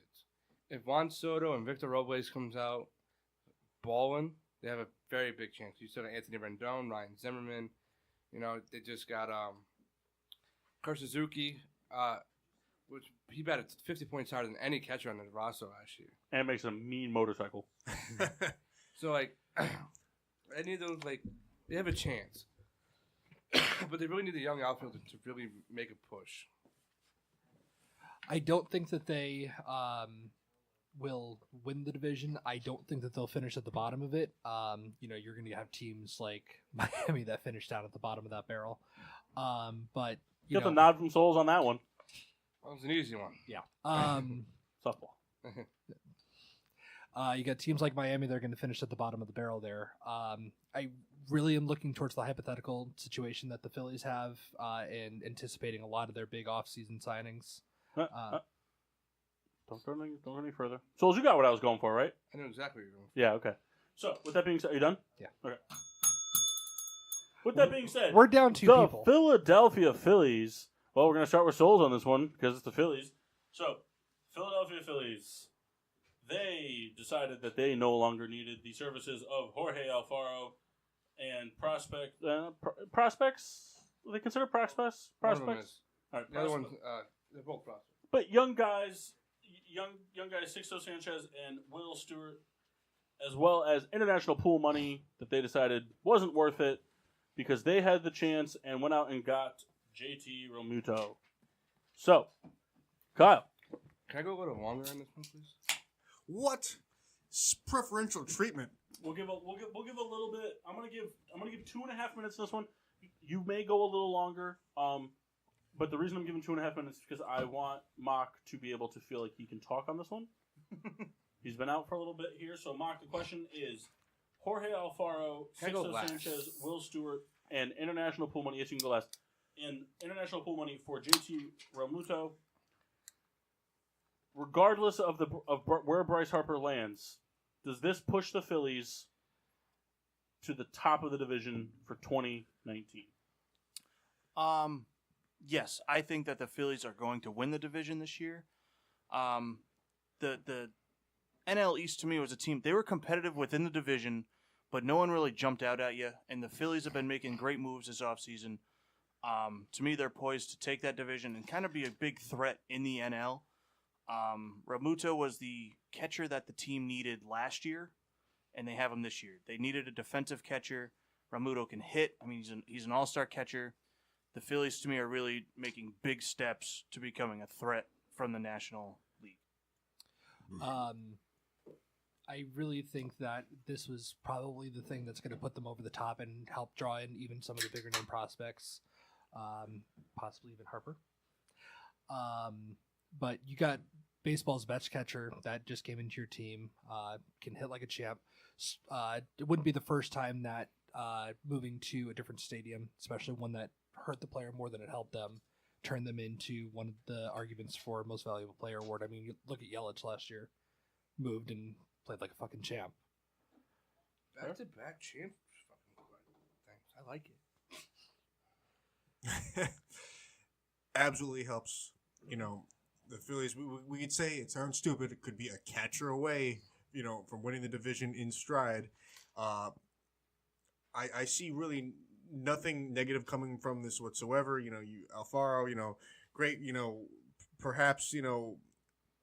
perhaps a better catcher in certain aspects, but as far as Riddler goes, probably best catcher in the NL East. I think that there's no doubt about saying that.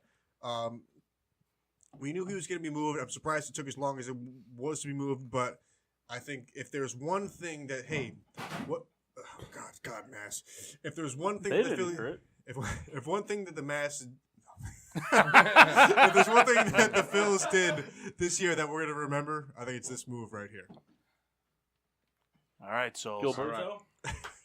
So the Philadelphia Phillies needed to make this trade. I get they gave up the number 1 prospect, Sixto Sanchez, and Jorge Alfaro. Sixto Sanchez was just he's related to a lot of people compared him to Pedro. 2 things: one, he's injury prone, and he's has a lot of conditioning problems. Doesn't like to work out. Jorge Alfaro, which is hilarious as a pitcher. Jorge Alfaro cannot block. He has a terrible approach to the guy that looks like Lenny Martin. Yeah. What's the guy who looks like Lenny No, Martin? it's Cameron Rupp. Oh, yeah. All right, go ahead. Terrible approach to the plate. He struck out 51% of the time he went up to the plate last year. Ryan Howard. That's the one thing I love about him that I'm going to miss is his throwing. He could throw anybody on the bases. Being said, Philly's got a guy who's considered the best catcher in the National League. Not even just offense. Defensively, now the starting pitchers can throw balls in the dirt and not have to worry about them getting by them. I know it may sound a little ridiculous, but that's a big thing for starting pitchers. Knowing that your catcher is going to block everything behind you. You can use your garbage pitches and get them out the way that you want them to use. I believe that this is a big pickup just on the defensive end, no matter what he does in the offensive end. Like, he's gonna have more RBIs. He's gonna have more home runs because he's playing in a smaller ballpark. He's gonna have more runners on base. So we're gonna have to go rapid fire kind of on this one. On the rest of these, because we gotta get to NHL. We cut the first hour a little short to make this one a little longer. So we got about 15 minutes or so. So this one. Lose you on the mic a little bit. Sorry. Sorry. We got about 15 minutes. So we're gonna kind of rapid fire the rest these last 2 MLBs, and then we're gonna go through these NHL ones. These are a little lengthy. So these last ones, they're gonna be kind of a 5 to 10 seconds a piece deal. Yeah. Give yourself a minor explanation. I'm gonna cut you off and move on to the next guy. I'm not gonna ring the bell. I'm just gonna tell you to go fuck yourself. So Mock, you're gonna start first with this one. Curtis Granderson signed a 1-year deal, or a minor league deal technically, with the Miami Marlins. Does Curtis Granderson play a full season with the Miami Marlins? Probably not. I mean, that guy, I didn't even know when did that happen? I mean, Granderson, he's aging. He can still be used on a team, but the Marlins aren't going to go anywhere. Right. Granderson will not play a full season. He's 38 years old. He's getting old as hell. I mean, they'll probably bring him in mid-season to try and add some kind of rotation, but they're not going anywhere. He will play the majority to a full season. I think the Marlins are going nowhere fast. They're going to fill roster spaces, and he's just going to play. He has the opportunity. I don't think he played a full season there just because I think he played well enough to get traded at the deadline. Since someone that needs a 4th outfielder or a pinch hitter. That's it. Yeah, that's right. All right, and another quick 10-seconder. Mash, you're starting this one off. Who signs first, Harper or Machado? Machado's going to sign first. I think that he has enough red flags for Harper not to get a deal done before him. We're going that way. Harper signs first. Machado is waiting on the deal to see if he can up his. Harper signed first because he had more offers than Machado. I also think Harper goes first for the simple. He's got more offers, just seems to have more interest in him. He can kind of pick where he goes. All right, and I forgot this one real quick. Any truth or belief to Harper signing with the Giants? Souls, lead it off. Yeah. He wants to play for a warmer climate. He wants to play for a established team. The Giants have been established, and they play in a warmer climate. They could use him, and that'll bring more attention to the Giants. To me, it's iffy. I mean, the Giants, to me, aren't a contending team, and they gave Harper a shorter deal. I don't know. To me, it doesn't make sense for Harper to do it, but, I mean, he's picking where he's going, so. I don't think that Harper ends up in with the Giants. I think he takes the money rather than playing in a stadium where he wants to play. I think he's going for the big deal first, and then he'll finish out his career where he wants to play. No, it's a misconception that San Francisco, by comparison, is warmer than the Washington area. However, San Francisco is not. It has its cold spells just like anywhere else. And also, San Francisco is not the team of the past, 10 years, and I don't think there's any merit to that. Needs that dry heat. Needs that dry heat. AZ, where at ya? All right, we're gonna move on to the NHL. All right, so Ooh, yes. Mock, did you do your NHL homework? I didn't get a chance to, but No. I'm gonna give it a shot. Ooh, all right. Anybody else? Oh, I did it. I did I my did a homework. little bit. All right, Kendall, lead it off then. Okay. All right, so we got 6 names here. We're not going to spend too much time, but I'm curious to hear some possible trade scenarios you guys have, All whatever. So these are all the 6 biggest names, in my opinion, in the free agent or the trade rumor market. So we're going to start off first with the Columbus Blue Jackets. Sergei Bobrovsky. Does he get traded, and if so, where? All right. He does get traded.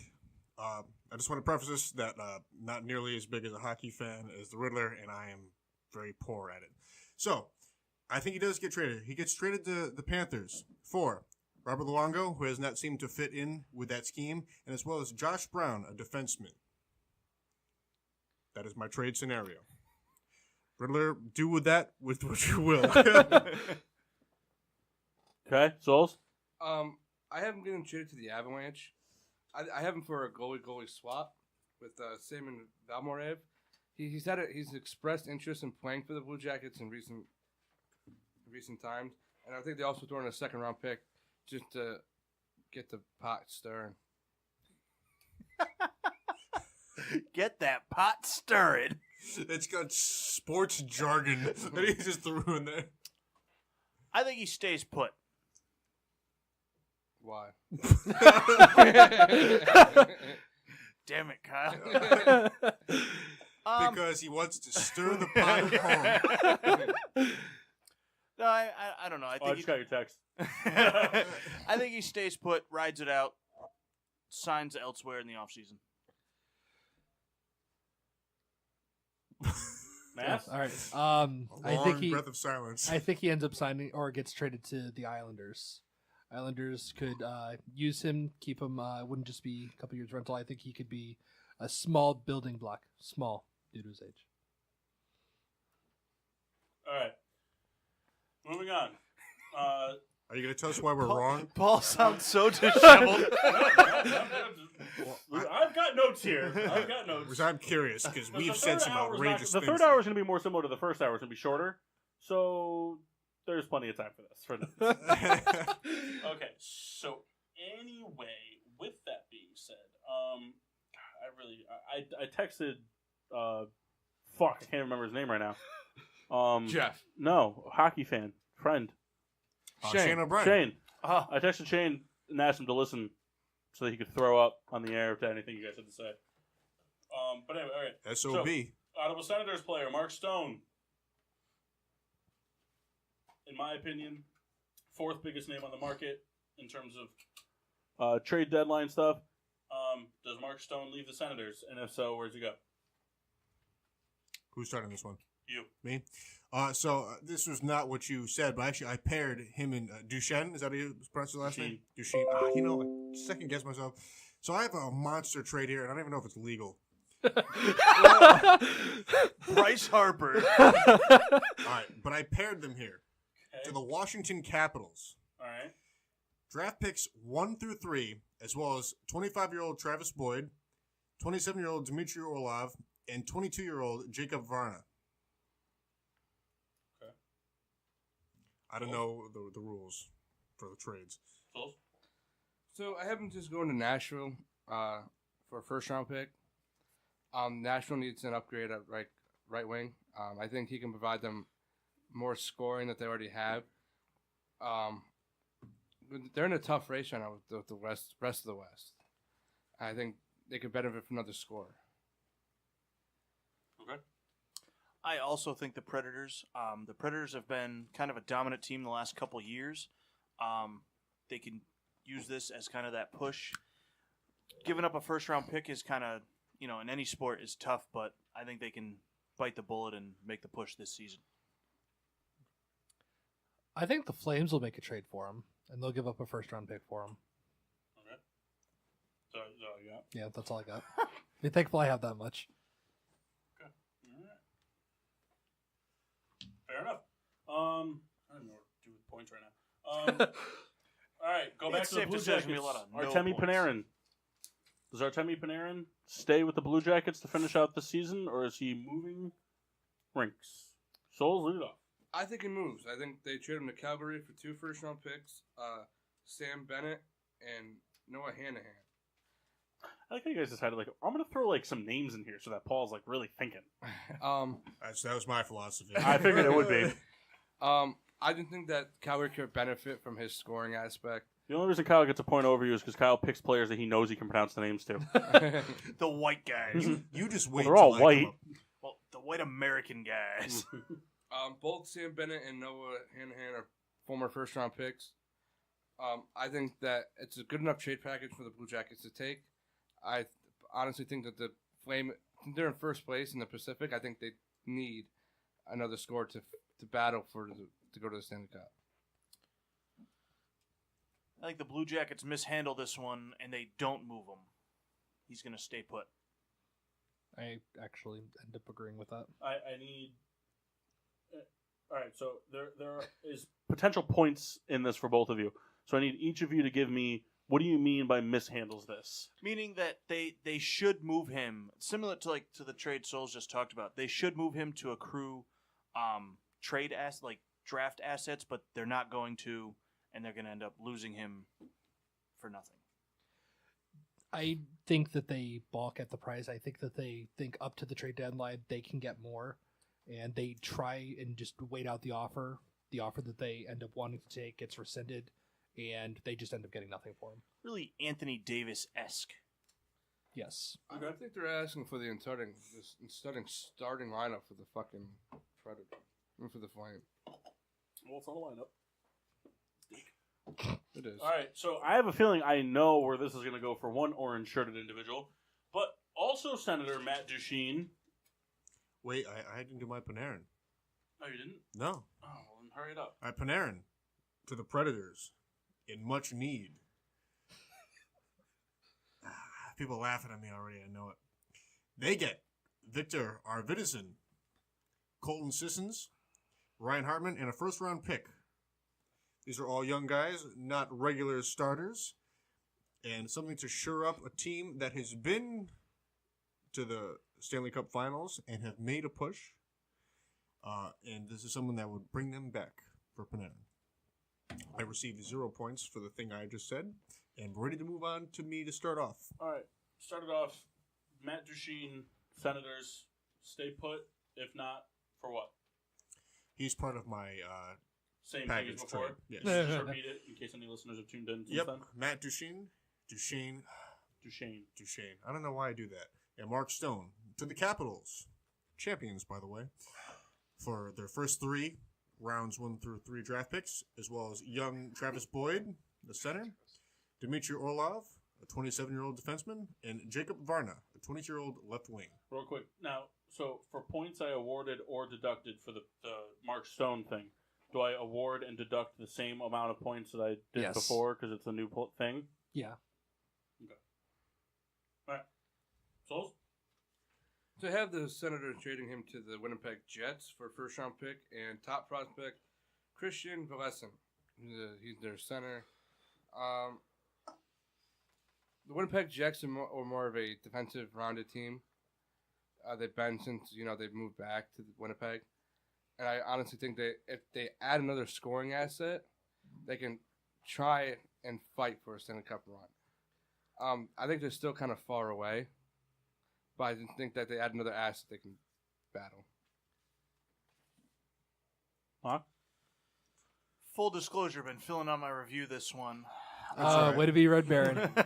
Yeah. Red Barony on that one. Yep. Thank you. Fettuccine Sorry. Alfredo for you. Give him a -4. I think Duchesne stays put. The Senators have been working their tails off trying to get him re-signed and to commit for the future. Rumor has it that there's like a almost 8-year deal going on the table for him right now. I really don't think that that's enough for him to want to stay right now. But, you know, the Avalanche have the Senators' first pick right now, and they let Duchesne walk away. They're getting almost nothing for what they traded away for him. All right. New York Rangers, Matt Zuccarello, staying put, being dealt. Me? Souls. Oh. I have him going to the Avalanche just for a second-round pick. I think they're kind of looking for the same thing they got. The Devils got for Brian Boyle. I think they're just looking for a kind of a heavy top second-round pick. You know, Zuccarello is a good asset for a team that already scores a whole bunch of points and scores a lot of goals. I think he'll just add to the more firepower that they already have. I wonder what we sound like to NHL fans. Not great. Shane's already commenting. Is he? What did he say? He wants us to know that the Jets didn't move back to Winnipeg. Winnipeg moved to Phoenix, then Atlanta. Oh my God, get the fuck over And then it. Atlanta moved to Winnipeg. They moved back to two fuck different Winnipeg. franchises. It was fucking Kyle. You knew So exactly what I Shane, meant. Shane, here's the thing. It's been noted on air and off air. We've been battling the hockey thing, and I'm not even close to as good with hockey knowledge as Shane is, and I'll never want to say that I am. But in terms of this porous group of sports fans that sits at this table every week, I definitely know the most. Is Shane tuning in the Facebook right now? Yeah. He's texting me. I don't know if he has the Facebook Live video going. But anyway. Maybe on the PPRN Shane app. was overrated. Perhaps. Or YouTube Oh, Live. Souls says Shane is Could be overrated. Spotify. Ooh. It couldn't be, but it's all plugs. Mark, you have anything to... Did you just go? I don't know who went. Kyle Souls led went. off. Yeah, go ahead. Shane is on YouTube. But I think that the Rangers will deal, was it Zuccarello? Yeah. I don't know exactly where. I think they'll kind of see what the market is for him and kind of take the best deal available. But I do think they will move him. I do think he gets traded. I think he ends up on the Predators. He gives them a nice option at left wing. He's not going to lead the league in scoring, but there's nobody better than him at setting up his teammates to be able to score. That's going to give them a nice addition to making a deep shot for the Stanley Cup. All right, and then last but not least... Oh, I had one. You didn't go? No, I was last. Everything you say is so pointless. I just forget.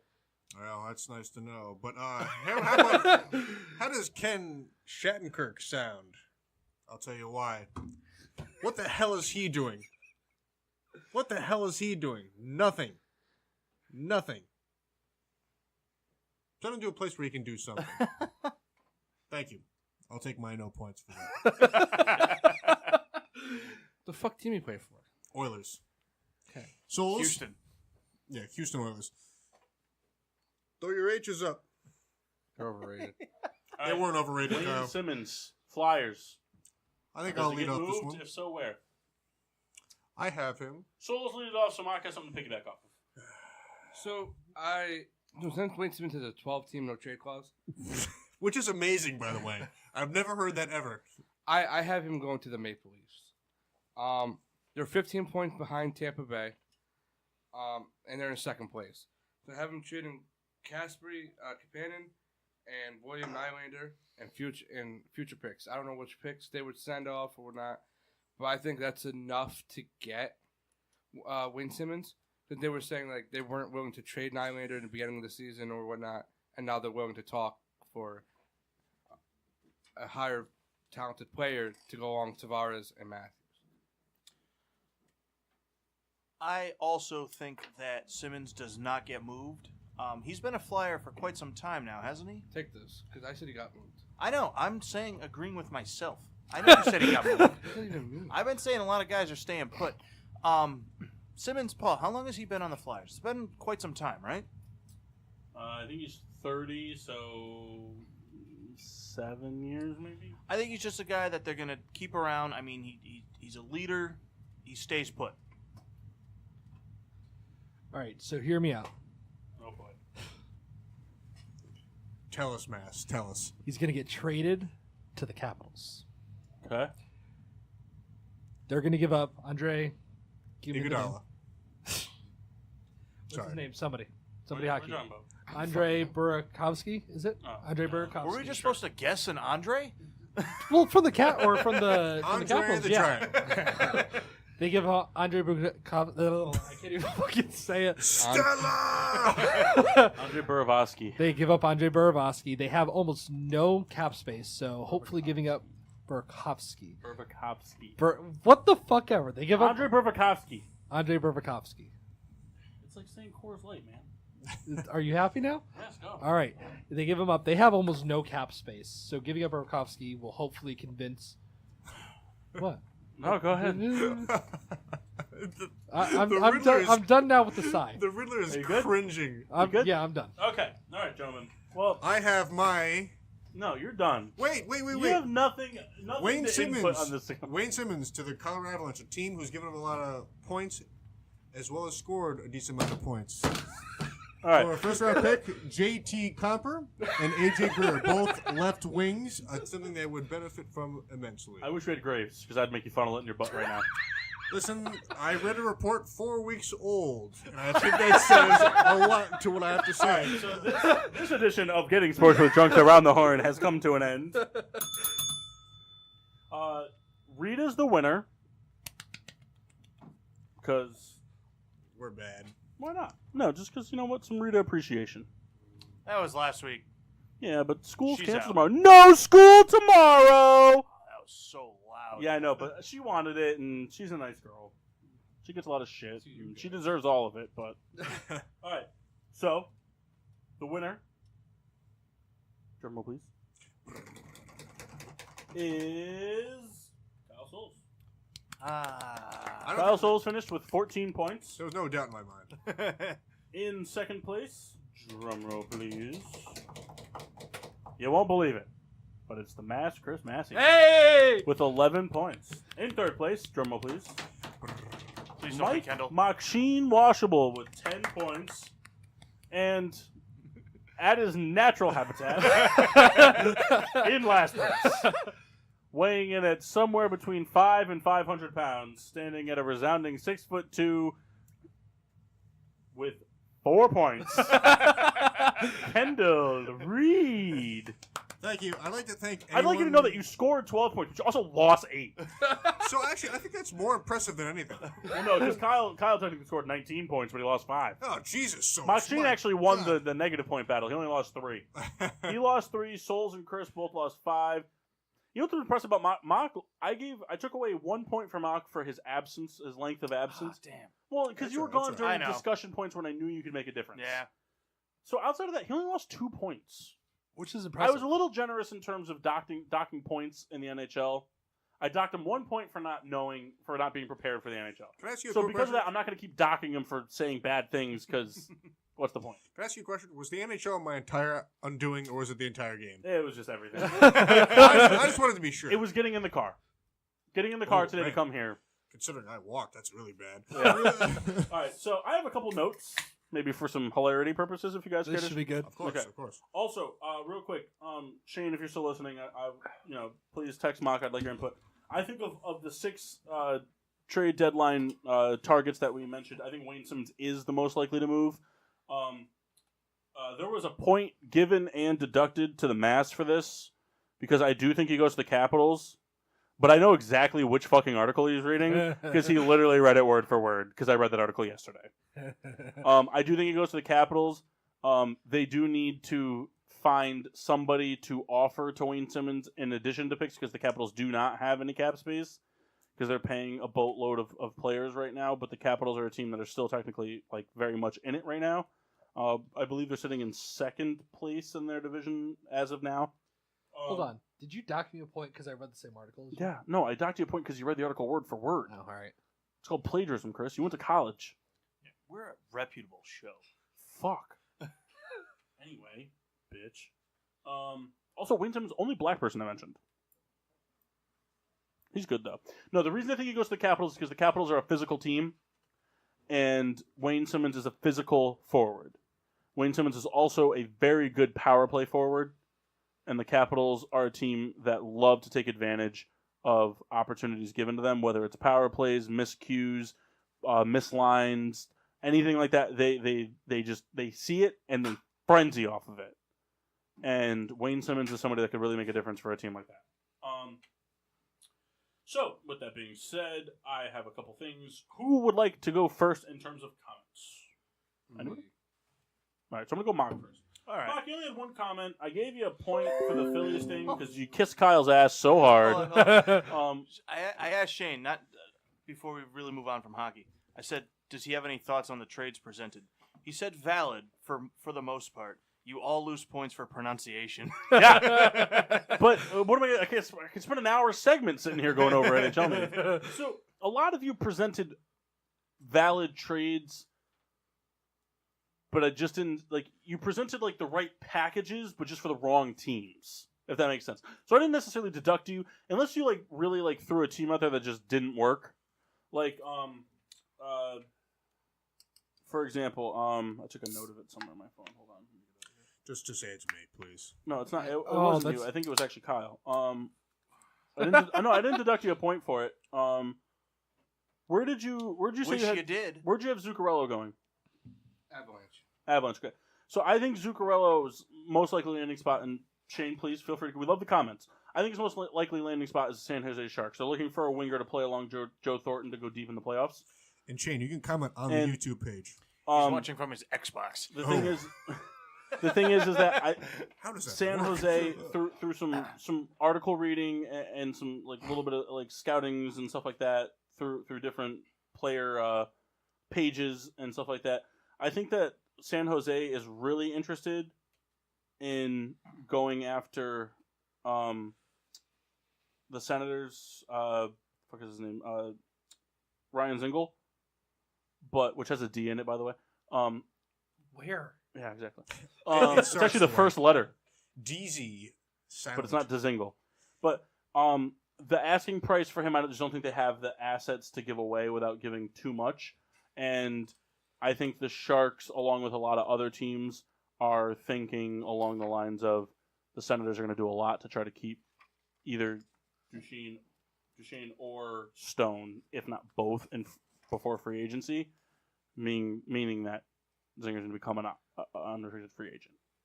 And teams can take a crack at him then without having to give up assets and money.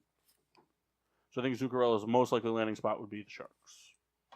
There's a couple disagreements. You gave a very intriguing package for Zuccarello. I think it was the wrong team. Does that make sense? You know what I'm saying? All right. You guys So- should put Brian Boyle comment though. Kyle, you did fantastic in pronunciation because you picked only white American players, as Mark said. And you said Colorado. I'm drinking the silver bullet. It's all working. So we're gonna go to Souls. I should have put more comments here. It was for one of the NHL trades. You put it down, and it just wasn't enough. I think it was for. Oh, I think it was for Bobrovsky. I just don't think he offered enough. Just the goalie swap of the pick. I don't think it was enough. Shane weighed in saying that if the Senators trade another player to the Sharks after Carlson, the fans are completely justified to burn the rink down. Agreed. One of these days, we're going to have to get him to Skype in. We can do it. It only took Kendall Anytime. 6 weeks to get Facebook Live going. Hey, we've been Facebook Live. Anyway. Always. And then, Kyle, I also deducted you a point because I forget what we were talking about, but you made the phrase another. Oh, it was Dallas. We were talking about Dallas, and it was the Porzingis trade, and you said they want to be the next dog to eat. The fuck does that even mean? That's going to be he on didn't- shirts And everywhere. I want it to be known to all the listeners, because it's a little out of context. He wasn't saying it in terms of the next dog that gets to eat food. He was saying it as in, they're the next dog that's going to get eaten. So, good for you. Let me go ahead and put Kendall last on this. GSWD, another dog to eat. Mass, I just thought it was funny because you said that he was you said that he was 38 and aging. I didn't write enough notes. I just had to do it on the fly. You said somebody was 38. Granderson. You said he was 38 and aging, and then he said he was old as shit. I just thought it was very funny. So you lost a point. No, you didn't lose a point for that. I just thought it was funny because 38's not aging, but it's, I don't know. For a baseball player, it is. Yes, No, that's old. And then I awarded you a point for sticking it to Souls. Because the whole show, you kept looking at Souls because you knew that he was just so upset with everything you were saying NBA related. And then we got to the percentage chance of Harper signing with the Giants. He said 65. And then he said 75, and you looked right at him to stick it to him. Good for you. Good for you. Kendall, you lost a point for trying to make everybody feel bad for you for your NHL knowledge. Because you said, this is going to be my weak point, I'm going to suck. And I don't like that bullshit. Well, I'm sorry. I mean, I was just trying to make comedy. Well, it wasn't comedy is the most important thing. PPRN. Shout out. Shout out. Captain Caveman. I'm going to just preface something. I deserve all the points, but I actually did research. I had a lot of stuff. I also wrote down Massey as a Philly ? Because you said Massey to the Phillies. Oh. That was the last hour. Right. Early in the segment. I realized that I said that. You were also talking about, when we were talking about the top 3 teams in the East, you said that the top 3 teams in the East were going to be, that you thought the Celtics had a chance, but you thought it was either going to be Milwaukee, Toronto, or the Bucks. No. That was at the tail end of my thing, is that if they had to face those guys... But you still said Milwaukee, Toronto, or the Bucks. Milwaukee Bucks is one team. Oh, I didn't realize that. Can I reiterate my point? No. And I also put down a I'd side still note lose. that if production for Getting Sports with Drunk doesn't work out for you, you could make a wonderful career in Doppler Kendall, because there was a couple times that you made some weather references, but there was one that really stuck out to me when you were talking about Bryce Harper with the warm climate. Well, yeah, I'm sure, but tell you what, people think San Francisco's warm. It's It's not. cold as hell. I know, but you were just like, it has its cold spurts like anywhere else. Like, you just a very Doppler Kendall. No, Sousa's point is like, it's balmy in San Francisco. That's not correct. It's actually, the weather pattern is almost more similar here to San Francisco than Washington. It's not that cold. It's pretty cold. It's cold. It's not that cold. Mass lived in California. I'm not going to In San argue. Francisco. Have you lived anywhere but Wallingford? Oh, I have. Not counting Milford for the first year of your life? I can't come back with that. All right. So that was Getting Sports Drinks Around the Horn. I hope it was fun for you guys. Actually, I enjoyed it. That was a lot of fun. You know what? Hey, good. Can you ring it for us again? That's an excellent part. To the listeners, we tried to fine-tune. This is the first time we're taking a crack at it since we moved out of the kitchen, which seemed like a lifetime ago. This is definitely a segment I want to introduce far more often, because I think it gets the listeners engaged in multiple opinions, and it gets our cast involved. Everyone gets involved in every discussion. Right. Yes. Not to derail you here, but Bleacher Report Please don't ever train reference me again. No, just posted up. Russell Westbrook has broken the triple-double record. Oh, from Oscar Robinson, 10 straight games. 10 straight, passing Wilt Chamberlain. Was it Wilt? That's what it says. No, I'll take the shot if I have to. That's fine. I thought it was Oscar Robinson that had it. It makes sense because Oscar Robinson was a triple-double machine. It was last year that he was the only guy since Oscar to average for a season, right? No, that was 2 years ago. He was or the first 2 years person. ago. Sorry. Last year he became the only player in NBA history to have multiple triple-double seasons. Yeah, because that was when he went out of his way because he needed 14 rebounds, something like that. So he was pushing Steven Adams out of the way to get rebounds. And I hate the stat padding thing where it's like, here's the deal. If you were coming down to it, it was the last game of the season, and you needed 42 points to pass Michael Jordan for scoring, or Kareem Abdul-Jabbar for all-time scoring, and you were going into the fourth quarter with 32, you'd be taking every shot Absolutely. you got. Any player would be doing it. If somebody came into the last game of the season in the MLB and was like, "Hey, you only need 2 more home runs to pass Hank Aaron," swinging for the fences. Yeah, exactly. It doesn't. Bases loaded, down 4, curveball in the dirt. You bet your ass that's going in the bleachers. At least in my mind it is. Also, real quick tidbit. So, Souls and I, and we're going to go to break. Souls and I played a 2K franchise. Whole season. In record time. Yeah, we didn't simulate a single game, and we played the entire playoffs as well. We did do some games where one of us wasn't around, played a couple games in there. Souls picked up the slack more than I did. But we contributed too. And a couple things to mention about it. Souls, I think you could attest to it. The path to the finals, real difficult. We started off, we were the Mavericks. We finished the top record in the West. We created our own guys, which were, we're not going to lie, we're heavier on the stats, but we played in a higher difficulty. Yep. And we traded away, like, bigger pieces. We kept Dennis Smith Jr. and Doncic, but we went out and we signed, like, lesser guys to come off the bench, which really pissed us off because we had no scoring off the bench at all. Like, zero scoring. And we also had 3 different centers throughout the course of the season because we traded DeAndre Jordan after the first game for Steven Adams, and then we dealt Steven Adams for Hassan Whiteside. But we started off the series against the Pelicans, and we started off strong the first game, and then they were just fucking battling the whole. And I think they won 1 game, right? Mm-hmm. They only won 1 game, but we only won the other 3 by like 5 points or less. Then we played the Timberwolves. I think they won 2 games. Yeah. And they were a fight every single game. Then we played the Warriors, which...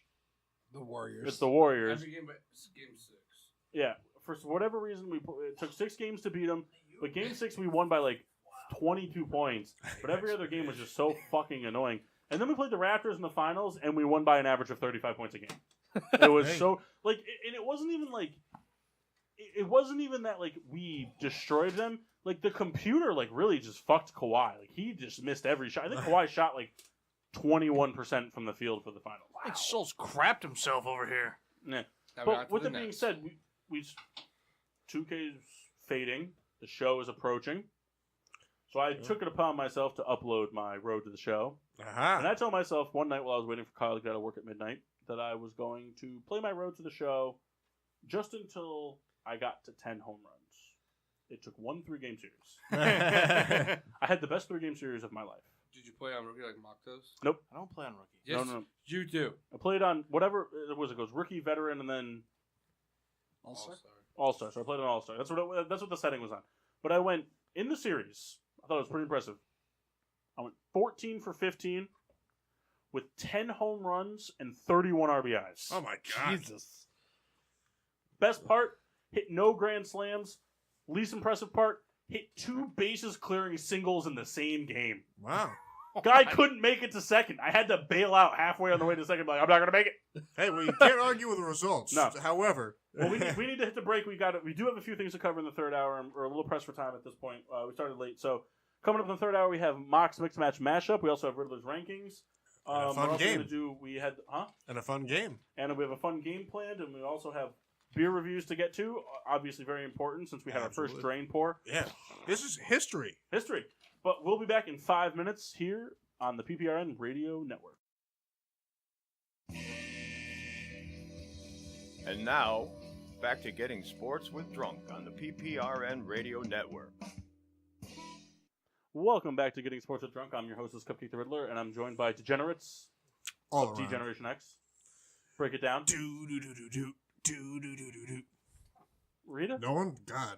Hold on. We're We're awaiting Rita's reaction to the. She just tried the Super Duper Double Citra.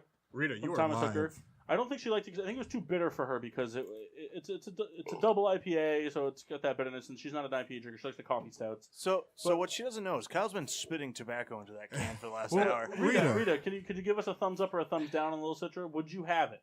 Would you drink a 16-ounce can of that? A whole can? Now, it's got to be all the way up or all the way down.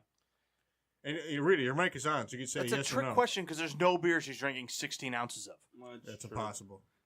All right, so obviously she's not going to say anything, so we're just going to pot that mic down. All right, so What a waste of an opportunity. God. So a little press for time because we're gonna finish this. We're gonna round the show out at 11:30. We started a little late. This was we say ish for a reason. We're going to McDonald's after this, right? Yeah, Kyle, of course we are. Not a sponsor. I'm getting 2 triple stacker McGriddles, and I'm gonna just. I just saw the commercial today. Yeah, they're good. I can't. They're so fucking. Yeah, they have sausage, 2 sausage patties, bacon, egg, and cheese. Yeah, it's pretty remarkable. I can go if you need me to. No, I got it. Oh, listen, this is I'm a ready sausage now. round. And so we're gonna do Bless you. mine and Machine's segment. So we were talking during the break, and I think the listeners like it. So for anybody who is listening, who listens to us when we're not live, not necessarily like don't shit on a segment. That's not what we want because we like our segments. we love feedback, but don't shit on our segments. You know, Souls' fantasy stuff is still working kinks out. Massive Creative Moments is feedback. new. Right. We love the feedback. Don't shit on our stuff, but we want to get to know. Do you guys like hearing the segments all the time? Do you want to hear less segments? Do you want to hear them like staggered type of thing? Because when we get in a slow time, they're good fillers and Exactly. they're interesting. Especially the Riddler's rankings that's going to be every week for the next 3 months because I've got the next 3 months 1,000 years planned. Do you really? Yeah. I'm talking to Shane's younger brother, Garrett. He goes, Kyle wants to go to McDonald's on the podcast. Tell him to get it together. Tell Garrett to get more sanitizer in his eye. Kyle, you can just tell him you're on air. I know, he's listening. Yeah, fuck Garrett. All Hey, right. pick him up from So- school. Riddler's Rankings is opening up a new segment, not segment, but a theme, if you will. So the theme is going to be along the lines of, because Riddler's Rankings always kind of breaks down top 5 of something. And we always struggle, we never, myself included, never remember to prepare one ahead of time to do research. So we're just going to come up with something on the fly, which I always find, it's fun, but it's lame for on air because there's too much time thinking. And it's just be something like, who are your top 5 Mighty Ducks of all time? I love that. I would do that every week. But Would it be the Which same answer overrated? every week? No, it's got to change. There's got to be at least one change. Yeah, it'd be a change because it depends on which Mighty Ducks movie we're talking about. Fair. They're all not that good. They're not, Mock. They're not at all. Tim Tebow sucks ass. Nope. Yeah, Kevin Nash is better. God. So every time you say Kevin Nash, it's like it stabbed him in the heart. I love it. So the theme for Riddler's Rankings for the next 3 months or so Ooh. is going to be me ranking top 5 athletes per city of all time. That's actually that's an awesome setup. So North Haven, Connecticut. Machcine Washable, number 1. Kyle Souls, number 2. Machcine Washable hitting off of Kyle Souls, number 3. You got the list Machcine- twice. Kyle Souls pitching to anybody but Machcine Washable, number 4. Myself doing Dizzy Bat at the Brescombe Barton Christmas party, number 5. I should Wow. know Jeff that on a pitch that hit the dirt. No, I take exception to You that. struck out a guy in 2 pitches. Well, no, I actually struck out Jeff looking on a pitch that hit the dirt. That's funny. I take Did he just exception. walk off? Kyle threw 2 pitches. The guy couldn't believe the second pitch was a strike, so he walked away from the plate, which is an automatic out. Hilarious. Now, Riddler, I take exception to your list because I've thrown out a ton of garbage at GGH workshop. Okay. Shut up. So I understand. How do I not make the list? Because, you know why? Why? Because you also pissed outside a lot in your stream. It's not impressive. It isn't. I'm You also sorry. struck out 4 times in one baseball game. All right, Because you Mock know, didn't show the up. split stream guy is always the guy who's attacked. So you know what? Screw you All right, guys. so Riddler's rankings. a little breakdown that's going to go into it. Just minor explanation. So obviously we have some cities that have a lot of teams. Correct. Correcto mundo. So cities like So- that are going to be like broken down a little different. So for example, New York has a lot of teams. So the criteria is you must have at least 3 major sports teams in your city. So for New York, the grouping would be like as follows. We would do the Yankees, the Giants, the Rangers, and the Knicks. And then the second team would be, unfortunately, sorry, but it would be the Nets, Mets, Jets, and Islanders. It's fair. Actually, I like it a lot. So kind of you- like an did you A say the squad, Bills in B there? squad. Yeah, essentially. So like and you break it down into LA, it would be the Lakers, it would be the Kings, Are you going by cities or by states? cities. Okay. So it'd be like the Lakers, it would be the Kings, it'd be the Dodgers, and then it would be now the Rams. And then the B squad would be the Clippers, and then I would put Angels, Ducks, and Chargers. Hold on. Troy Conway is better than all those other guys.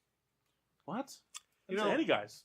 So Let's. wait, so This is Riddler's rankings. Let's So let's the go back. exception to the exception is the first segment of Riddler's rankings because I'm a homer, and that is Chicago sports because Chicago has more than 4, but not 8.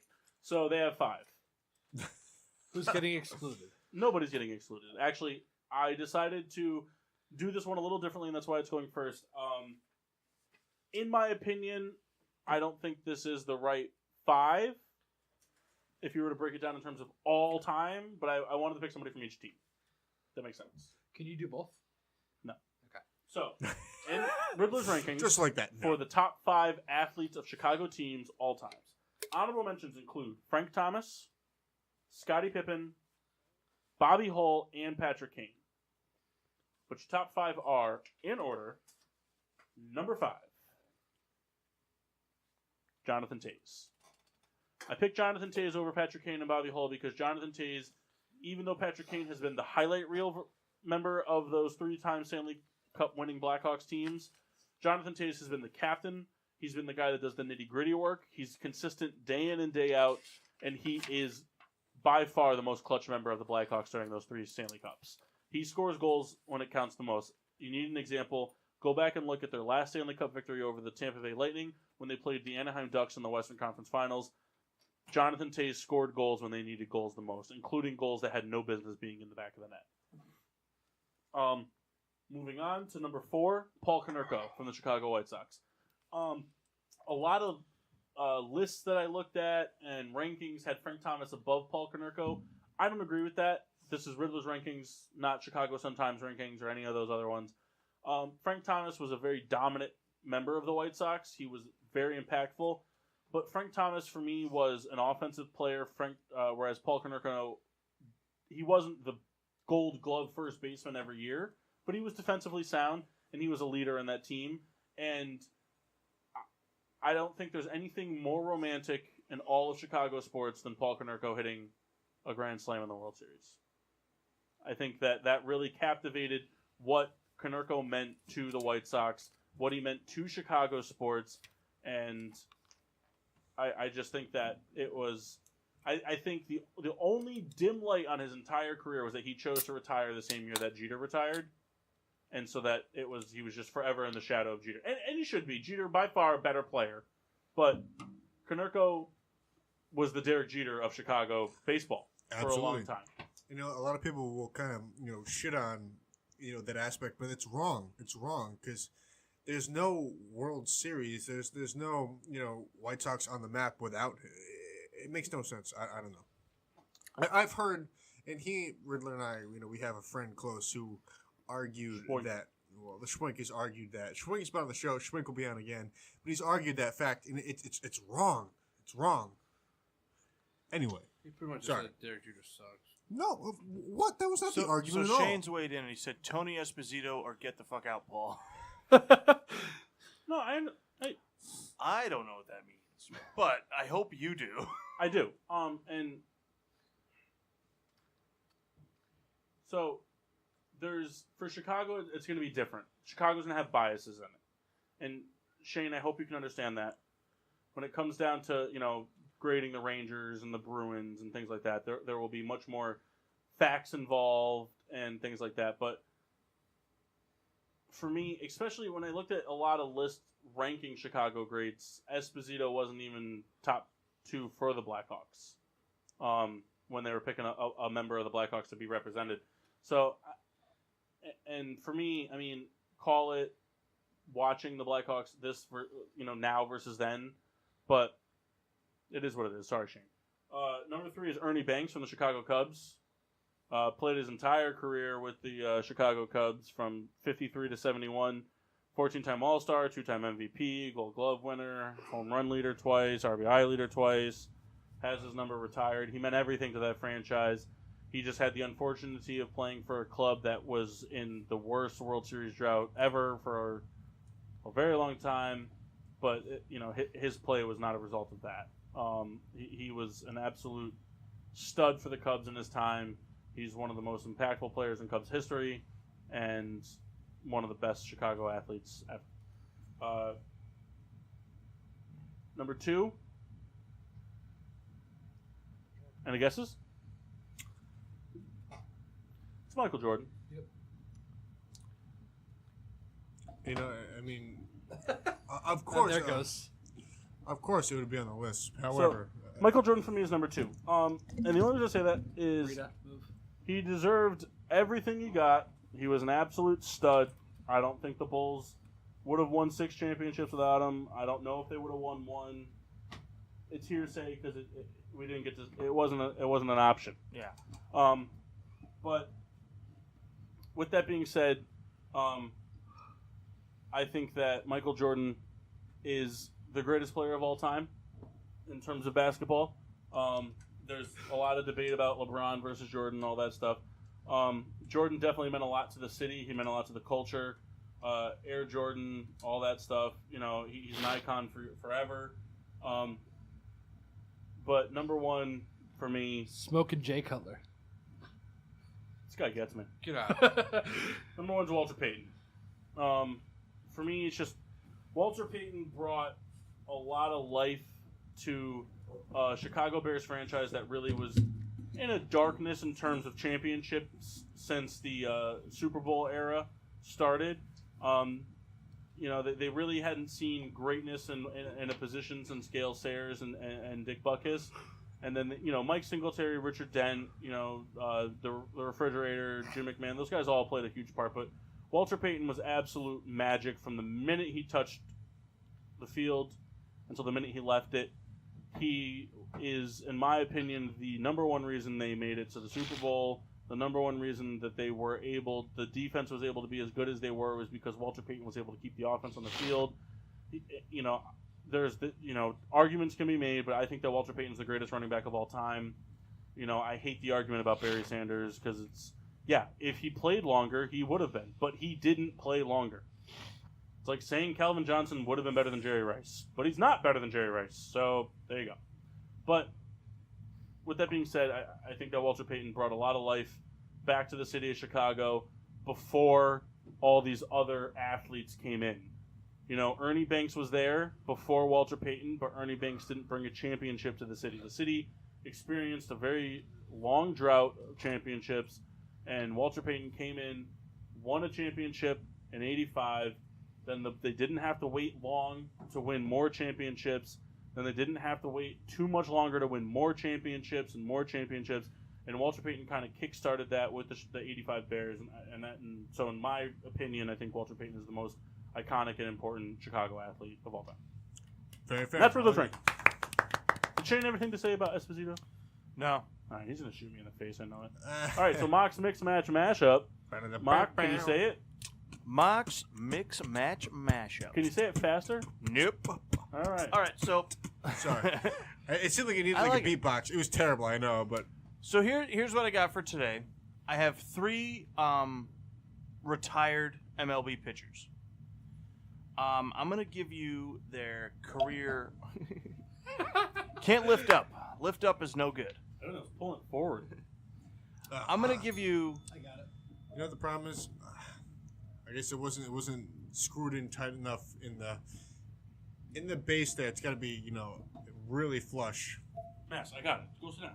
Yeah, go sit down. All right, anyway, Mark, please continue. I'm gonna give you their career wins, ERA, and strikeouts, and how long their career was to kind of give you a reference. I'm also gonna give you innings pitched. Okay. Okay. So option A had 355 wins, a career ERA of 3.16, 3,371 strikeouts with 5,008.1 innings. And that is in 23 years. Option B had 305 wins with a 3.54 ERA, 2,607 strikeouts, 4,413.1 innings in 22 years.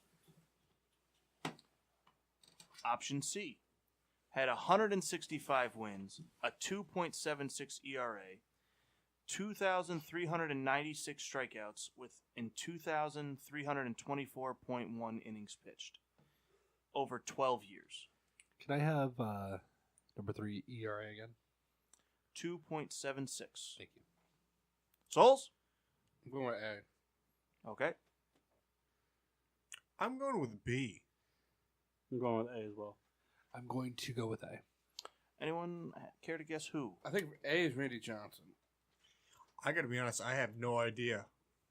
Randy Johnson, Nolan Ryan, and predicted Jeff Samardzija stats. Projected. Randy Johnson, Kurt Schilling, and Pedro. Ooh, no. Randy Johnson, Kurt Schilling, Roger Clemens. Nah, he didn't pitch for 12 years. Pitched like 70. But that's my guess. Okay. Option A was Greg Maddux. Ooh. Fuck it, take it. Option Good B was Tom Glavine. Oh yeah, actually, I almost said Tom Glavine, but for the wrong guy. I almost said Tom Glavine for C. See what John Smoltz. Option C was Sandy Koufax. How you just gonna do 2 Braves and not put John Smoltz in there? Hey, that's the mastery of mock mix match. You said too many M's. matchup. I'll tell you what. It's the magic of Mox Mix Match Mashup. Yeah, it derailed me. You know, the Riddler You know proved it he could should've do it, been but I couldn't. You're not good at alliteration. You forgot about him. Hey, who's down for Around the Horn right now? I am. All right, Kendall, we'll do it. Why don't you do all of ours? No, that's not fair. Yeah, it is, because you're the only one here who doesn't have to drive home. That's That's true. not true. No, you're driving home. Oh. We're switching off. We're switching off in Bethany. Amazing. Where you the know, fuck is Bethany? I think the Riddler has Next just to found Woken. out a way to Is it? do So- something. I don't know what. Our last little segment of the day before we get into beer reviews and all that. Yeah, I'm gonna pee before. You please explain it. But I'm gonna do it. Just go pee. Hurry up. I want to do the shot. And then I like how the shot's more important than the show segment. No, but I'm gonna do it again because I got a bad bladder. I gotta go see the doctor. I'll just grab it on the go. Yeah, that was the point. I'm So, sorry, I mean, guys. I kind of wanted like Reed to be down here for these because they're supposed to be funny, but I can stick around. Can you just give me the rules? Just piss your pants. Don't do that. That'd be awesome, Peter. so I found a NFL Mad Lib on I found an NFL Mad Lib online. I don't want to take credit for it. I don't really know who it's posted by, but so I had the boys here fill out little sheets of paper with the blanks to be filled in. And Rita, sorry, yes, correct. And Rita fill in the blanks to be. And so I'm going to read the story to you guys. Do we get to guess who wrote each one? If you guys want. All right. You have to look away because you can see. So, I can't see shit out. so you guys ready? Yeah. Okay. There's going to be repeats because we're all kind of the same asshole. So, with that being said, we're going to start off with this one. Breaking news. Ha Clinton Dix, who plays tight end for the Bengals, was arrested last night for gerrymandering. All right, so that's Rebecca's. Gerrymandering and was armed. Officials say he had been taking PCP and was named. Jesus Christ, this is all over the place. Officials say he'd been taking PCP and was armed with ninja stars, and there was pineapple juice everywhere at the scene of the crime. Can't believe she knew who Ha Clinton Dix is. I know. NFL Kudos. Commissioner Roger Goodell plans to suspend him for 7 games and fine him $7,770. This marks the NFL's 3rd arrest since yesterday. Some of these are going to be funny. All right. Moving on to the next one. Breaking news. DeAndre Hopkins, who plays wide receiver for the Houston Texans, Real original. was arrested last night for Grand Theft Auto. Officials say he had LSD in his system and was armed with a knife, and there was gin everywhere at the scene of the crime. That was definitely Reed's. NFL Commissioner Roger Goodell plans to suspend him for 9 games, fining him for $6,700, marking the NFL's 42nd arrest since yesterday. Any guesses? Red Baron. Kendall. Yeah. All right. Actually, pretty fair for the NFL these days. Once I heard gin. Yeah, that's exactly what sealed it for me. Breaking news. Ben Roethlisberger, who plays fullback for the Arizona Cardinals, was arrested last night for Vape? voyeurism. Wow. Officials say... I don't know what drug this is. Anyway. Officials say he had salvia in his system and was armed with a baseball bat, and there was only Thanksgiving shots everywhere at the scene of the crime. NFL Commissioner Roger Goodell plans to suspend him for 21 games, fining him $9,000, the NFL's 37th arrest since yesterday. Chris Massey. Yes. What was the drug? Salvia. No, Salvia. there was something that was missing. What that we didn't know. Salvia. He doesn't know what salvia is. I don't know what salvia is. It's like a It's It similar was- to marijuana. It was the really shitty one that kids were using for a little while. All right. that Pharmacist. kids were using. Breaking news: Dalvin Cook, who plays long snapper for the Cleveland Browns, Mock. was arrested last night for DUI. Officials say he had PCP in his system and was armed with a katana. Yeah, And there was whipping cream everywhere at the scene of the crime. Yeah, that's NFL Commissioner Roger Goodell plans to suspend him for 12 games, fining him for $12,000. It is the 1,200th arrest since yesterday. Any guesses? Guilty. Is it Mock? Yes. Kyle. This is obviously dwindling down. Just off the first line, I It's already Jeff. am in love You with know, this it's one. funny because I originally wanted to do Ty Law, but then you said we had to do current players. Mine was Steve McNair. Yeah. Breaking news: Antoine Buffet, who plays left guard for the Arizona Cardinals, was arrested last night for steroids. Officials say he had meth in his system and was armed with a helmet, and there was sweat everywhere at the scene of the crime. NFL Commissioner Roger Goodell plans to suspend him for minus 17 games. Why'd you put minus? I don't think that was a minus. You put dash 17. Was Maybe it not. your dash? Plans to suspend him for no, it wasn't mine. For 17 games, fining him for $5,001, marking the 17th arrest since yesterday. And Marking last the but not 1200th least, arrest since yesterday. Was the best breaking one so news: Derek Carr, who plays long snapper for the Baltimore Ravens, was arrested last night for public nudity.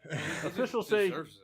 Officials say he had OxyContin in his system and was armed with a sharpened candlestick, and there was pus everywhere at the scene of the crime.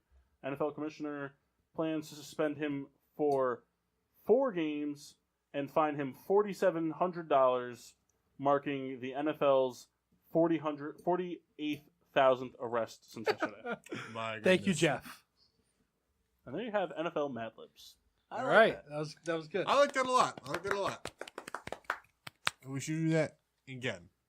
Well, we can, but there are no NBA, NHL, or NBA or MLB or whatever. There you go. I'm sure they're out there. I searched I mean- so much. We should Because I was do, like, you oh, know, we'll make a whole segment about it. I'll do like 2 for one person, 2 for another. You know, I But, you couldn't know, find any of them. if there's So one, next week's game, we're gonna reveal the squares. Nobody is gonna be allowed to do this, but I'm going to make GSWD bingo. God. well, what I'm saying is that the only person I know who could do any sport would be the Riddler for his creative ability. He can do a Mad Libs for any team. We can do Just know, make your mini own. golf. I could do that. That's what I'm saying. Okay, Like, we this can is do Mad Libs, excellent. but next week we're gonna do GSWD bingo. I'm gonna give you guys cards at the beginning of the show. Everyone's gonna have similar squares and then different squares, and they're gonna range from anything. You know, could be a Kendall announcing it around the horn. Could be a mass clipping laugh. That's a good around. That's a Mock good idea. leaves the room. That Kyle- should be the free space. Well, That's I gonna gotta be happen. honest, It's gonna happen. I think- Kyle shits his pants. I mean, I think a Kendall peeing is the center space more than a mock leaves. I mean, they can both be on the board. I think I'd pee more than you leave the room. That's fair. yeah, that's very fair. But no, NFL Mad Libs. You guys enjoy it? I Yeah, did it was enjoy fun. it. That was a good idea. You know, because the Riddler called me like, "Hey, we want to do something fun." I need something for the third hour. I figured something to get people laughing. You know, I had no Derek idea Carr, what to public do. nudity with a sharpened candlestick. See it happen. The Riddler delivered, as he always does, and that was an excellent game, and that was a lot of fun. I enjoyed that. And listen, did I come in last? Yes. It doesn't matter. It doesn't matter the Lose game. Mad Libs, but it was kind of boring how you picked Well, you know what? Houston Texans wide receiver. I did. Because you know what? You were I was- confused. No, I was filling out my book. The second time I was caught in the show doing the same freaking thing. So I totally we missed the had- explanation. Let's see. We had 1, 2. Everybody here had a bullpen change, so we got plenty of beer reviews to get to. Yes, we do. So, who wants to lead them off? Souls? Sure. All right. You don't have your beer journal. I never do. Real appreciative. Yeah, Dick. well, I started off with a little juicy. From where? From Two Roads, In? Connecticut. Close enough. We'll give you that. Into the microphone would be cool Oh too. my god, shut your fucking mouth. You know what? It's a radio Why are show. you gonna be pissed? You know, J-Mark is I pissed didn't all the say time. I was pissed. No, but I say something and then the people get pissed about it. I You and listen to your J-Mark. I mean, fucking mouth. goddamn. Talking to the microphone. You complain about not being heard. Talking to the goddamn microphone. Shut up, Red. Red Baron. Anyway, It's going to soon to be Gray Baron. White. fucking. All right, come on. Fucking. That's what you sound like. Anyways, I'd like to hear about it. I don't think it went better than Too Juicy, but I did like it a lot. To me, it had more of like a pineapple taste to it. More citrusy than Too Juicy. The Riddler has a bit of a look going on there. Riddler's I don't give a hilarious. fuck. What I think. I think it's a well-rounded beer. I think it's not too strong, not too hoppy. I think it's good. Fuck anybody else that doesn't like it. It's really good. Hey, that's all right. Second beer? Oh, of course, I went back to the Super Duper Double Citra. Closed out the game pretty well. 3 out save, 3 strikeouts. Always perfect for me. Mock. My starter was the Jenny Said Double IPA by Single Cut in New York. To me, it was a citrusy, slight hops, especially for a double IPA. It wasn't overpowering. It was very smooth, citrus flavor. To me, I thought it was one of the best beers I've had on the show. I gave it 4 stars. I brought in one of the Lil Juicies from Two Roads, and to me, it didn't really move the needle.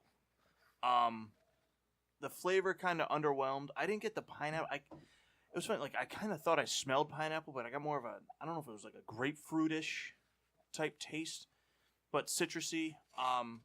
It just kind of underwhelmed. I gave it 1.5 stars. Did it blow Maybe the would save for recommend. Yeah, kind of not blew the save, but really made it shaky. Like had you it got it protect done. 1 run, and they ended up with 2 runners in scoring position. All right. But I don't know. To me, it was just okay. Private stock blew the save, by the way. Mass? Private Stock was terrible. I started off the night with Guinness Blonde. Not a great beer. Yeah, it's fucking terrible. Not great. It tastes like piss water. I don't really have anything left to say about that. It gave up 18 runs in the first. Wow. Why'd you leave it in that long? It's good to finish it. Yeah. Strangely enough, it wasn't nearly as bad as the one that needed to go down the flue, but Coors came in to try and save the game, what little there was to be saved, and then gave up 12 runs. So we didn't have a good night. All right. Baron? I started out the game with the bad guy out from Rogue. I heard a lot of Questionable. stuff and stuff that I've heard that was bad about Rogue. I was like, hey, let's start the game. It can't be so bad. Can't be so bad. They had a cool can, all black. So I had the bad guy ale from Kind of Rogue, like it's black. 6.8% from Newport, Oregon. About $13. The color was straw. The aroma was skunky and earthy. The flavor was skunky, other, and broccoli. What? Notes. Not my style of beer. Awesome can. Awful beer. Rogue, you guys, you do stuff that's interesting, stuff that's against the norm, but it's not tasty. I mean, who are you brewing for? I'm sorry. I mean, what a cool can. It has like this, this all black and white, it's like this biker can. But who are you brewing for? For people who have no taste and, perhaps chew on, diesel fuel lines, perhaps you've met your maker. I don't know. I don't even know what to say. It's a terrible beer. I'm sorry, Rogue. You guys can do something irregular, but not to me. Would you Thank give you. it 1 star?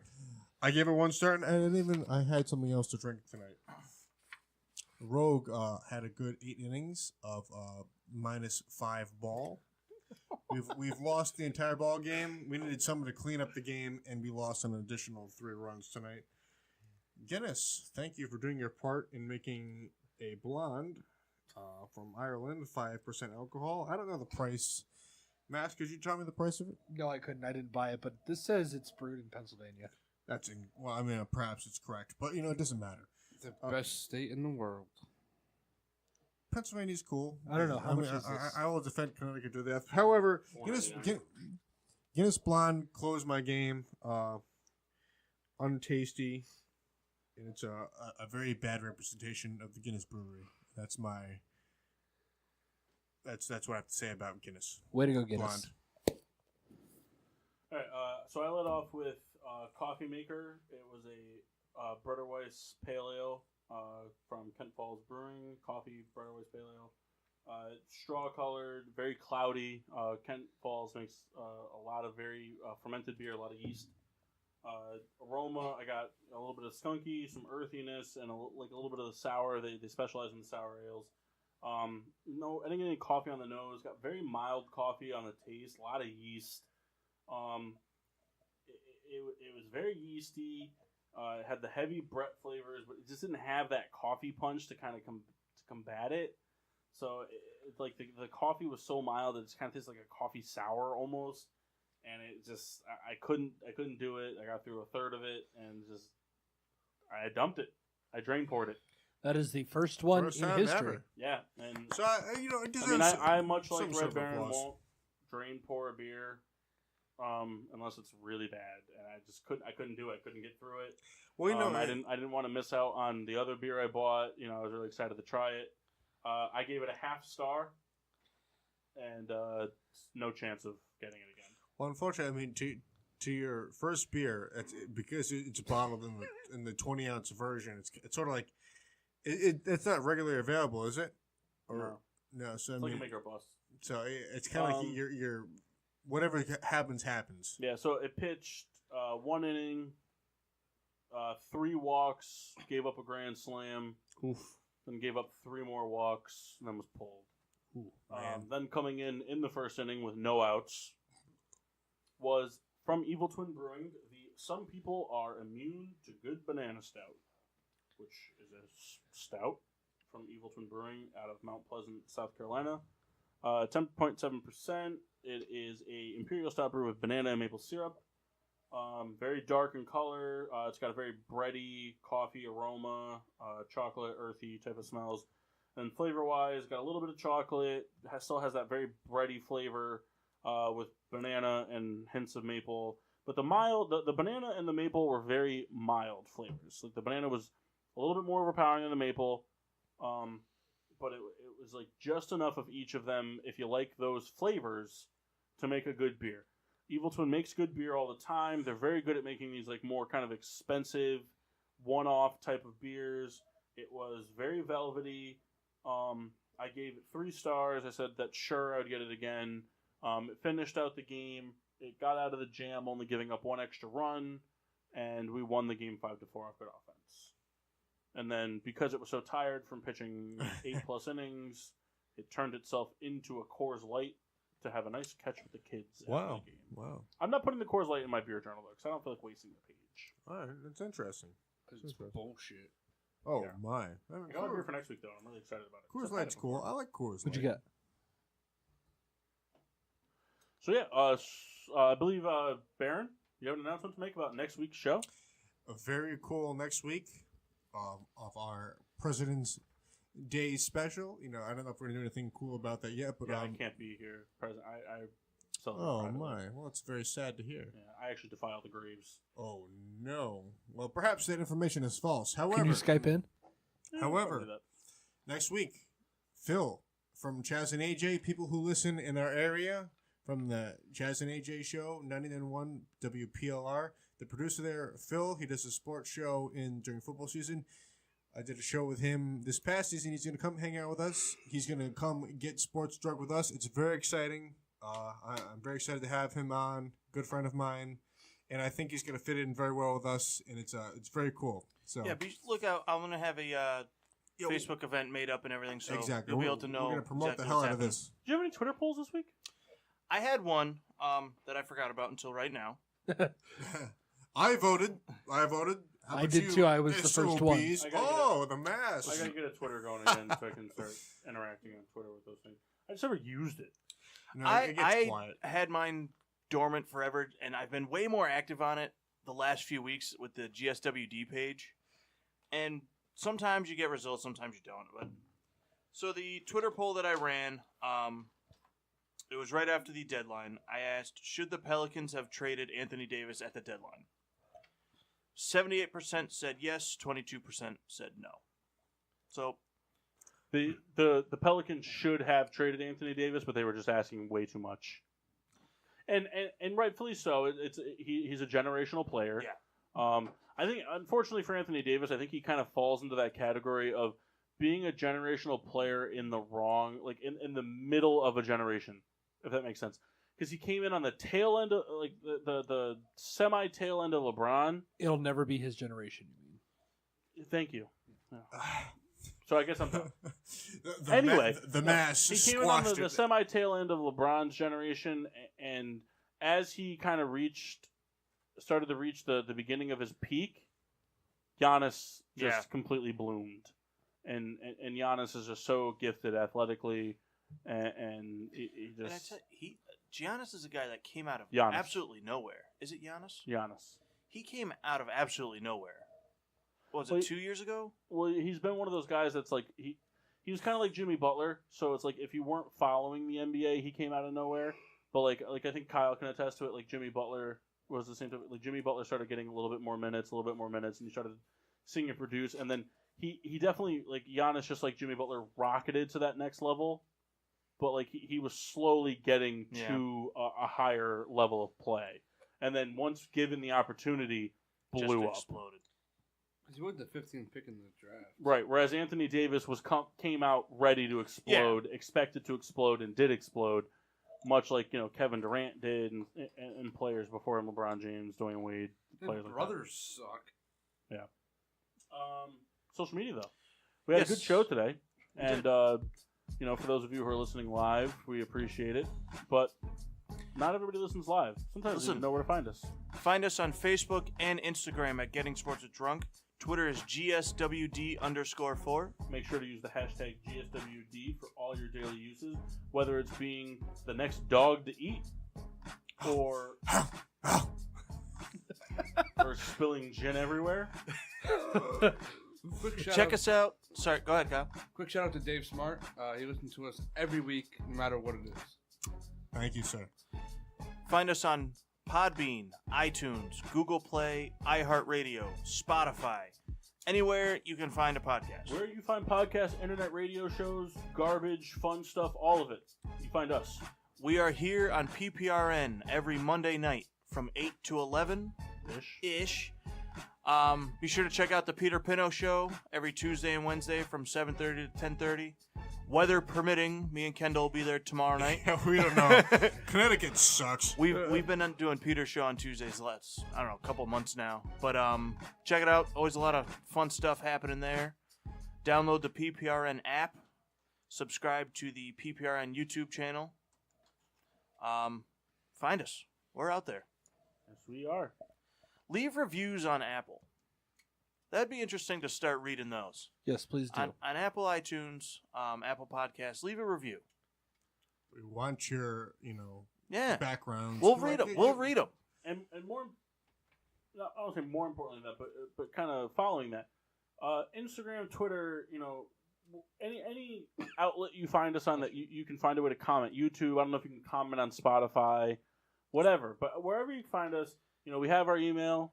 It's just gettingsportswithdrunk@gmail.com. If you listen on a platform where you can't comment, we'd love to get feedback. If there's things you want to hear us talk about, if there's topics you think that are worth discussing, we know that we're a once a week show. Maybe that changes in the future. We've made a lot of changes over the past 365 days, but if there's something you want to hear us talk about, you want our input on, you're a loyal if you want to come on the show too. We go everywhere. We give out cards, but if you listen, Sorry, was it your turn? I'm sorry. I just wanted to be a part of the fun. Can I? But yeah, I mean, like if you listen and you want to come on the show, give me $5. You can go ahead and comment, email, subscribe, do whatever you got to do. Reach out to us. We're more than happy to have you on. We've got mics, money. We've got life, we've got content. Yeah. And we will shit all over you, even if you're more knowledgeable than us. we don't especially if you're more knowledgeable. Because if you come in here when we're doing like a random NHL talk, you try to show everybody up. We got Jeff. Doesn't even matter about that. Mock will hit you with the Tebow talk. Brat! Souls will beat you in 2K. Yeah, Mass can program a computer. Kendall, he can walk.